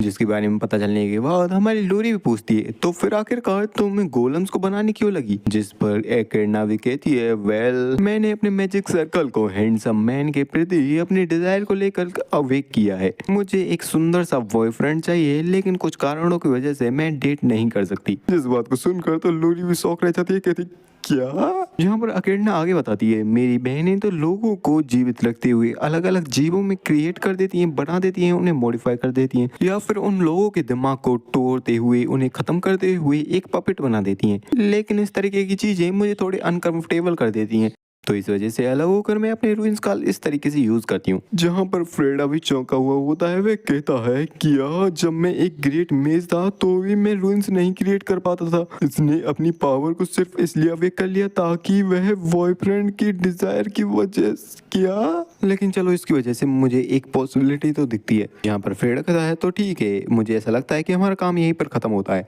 अकेडना फ्लियर्स, मैं तुम्हें सेकंड चीफ रिसर्चर के रूप में अपॉइंट करना चाहता हूँ। क्या तुम हमारे साथ चलकर ग्रैंड डचेस की टेरिटरी में अपनी रिसर्च को कंटिन्यू करना चाहोगी? अब भाई इतने सुंदर लोगों की बात को वे कहाँ मना कर सकती है। वे भी कहती है हाँ मैं चलूंगी, मैं तो तुम लोगों को कहीं भी फॉलो कर लूंगी। और फ्रेडा बताता है इस तरीके से जितने भी रिसर्चर्स मुझे चाहिए थे अपनी ग्रैंड डचेस टेरिटरी के लिए वे पूरे हो चुके हैं। इन दोनों की मदद से किसी भी रिसर्च को पूरा करने में काफी मदद मिलेगी, और शायद फ्यूचर में चलकर हम हमारी टेरिटरी के जितने भी मॉन्स्टर्स हैं उन्हें दूर तक खदेड़ पाएं। जहाँ पर जेड काफी ज्यादा खुश होता है, वह कहता है यह बेकार का फॉरेस्ट, अब हम यहाँ से चलना होगा, तो चलो चलते हैं। जहाँ पर फ्रेडा पूछता है अकेडना क्या तुमने सारी ही चीजों को पैक कर लिया है? अकेडना भी हाँ करती है और कहती है हाँ मैंने सारी चीजों को पैक तो कर लिया है, और पैक करने के बाद मैंने सब स्टोरेज पैकेज मैजिक में रख रखा है। जिस बात को सुनकर फ्रेडा भी मन में सोचता है अगर वह इसका यूज कर सकती है तो ये फिफ्थ सर्कल की मेज तो होनी ही चाहिए। जिस तरीके से अकेडना हैंडसम लोगों के प्रति इतनी ज्यादा ऑब्सेस है, यह एक पागलपन से कुछ अलग नहीं है, तो इसके लिए मुझे इसके साथ कम से कम एक गार्ड तो रखना ही होगा। फिर फ्रेडा कहता है जेड अकेडना तुम दोनों पहले वेल्ड्रोवा कासल जाओगे। जिस बात को सुनकर दोनों की रिएक्शन एकदम डिफरेंट होते हैं। जहाँ पर जेड तो एकदम चौंका हुआ होता है, वह कहता क्या, और अकेडना तो काफी ज्यादा खुश होती है, वह भी खुश होते हुए कहते क्या। जहाँ पर जेड जल्दी से हमारे फ्रेडा के पास आते हुए कहता है लेकिन फ्रेडा क्या तुम हमारे साथ नहीं चल रही? फ्रेडा भी कहता है हम यहीं पास में रुकेंगे और कल सुबह तक वहाँ पहुँच जाएंगे। जिस पर जेड कहता है तो फिर क्या आपको अपने साथ अपने अटेंडेंट को नहीं ले जाना चाहिए, यानी कि मुझे? फ्रेडा भी मना करते हुए कहता है नहीं इसकी कोई जरूरत नहीं है क्योंकि कल सुबह तो हम वहाँ पर आ ही जाएंगे। जिस पर जेड भी परेशान होते हुए कहता है कम ऑन अब ऐसा तो मत करो। और तभी अचानक से हमारी अकेडना वहाँ पर आते हुए कहते हैं क्या वहाँ ग्रैंड डचेस के कासल में और भी सुंदर सुंदर लोग होंगे? फ्रेडा भी कहता है आखिर कैसे ही पता है, लेकिन कम से कम जेड तो वहाँ पर रहेगा ही। जिस बात को सुनकर तो हमारी अकेडना में खुश हो जाती है और कहती है अच्छा ऐसा है।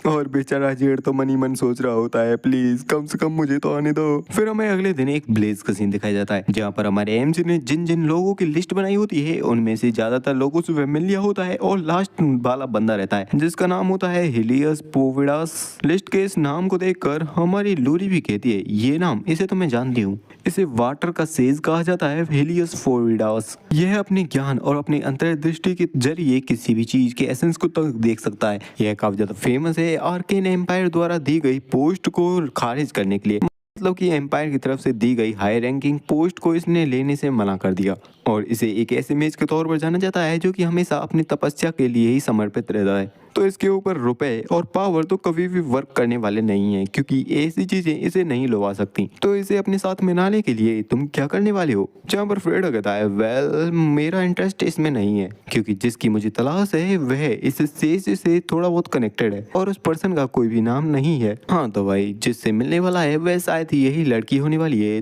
तो देखना होगा आगे वाले चैप्टर्स में क्या होता है। तब तक के लिए bye bye, see you, tata. Video को लाइक, चैनल सब्सक्राइब और वीडियो को हाइप जरूर से कर देना। Thanks for watching.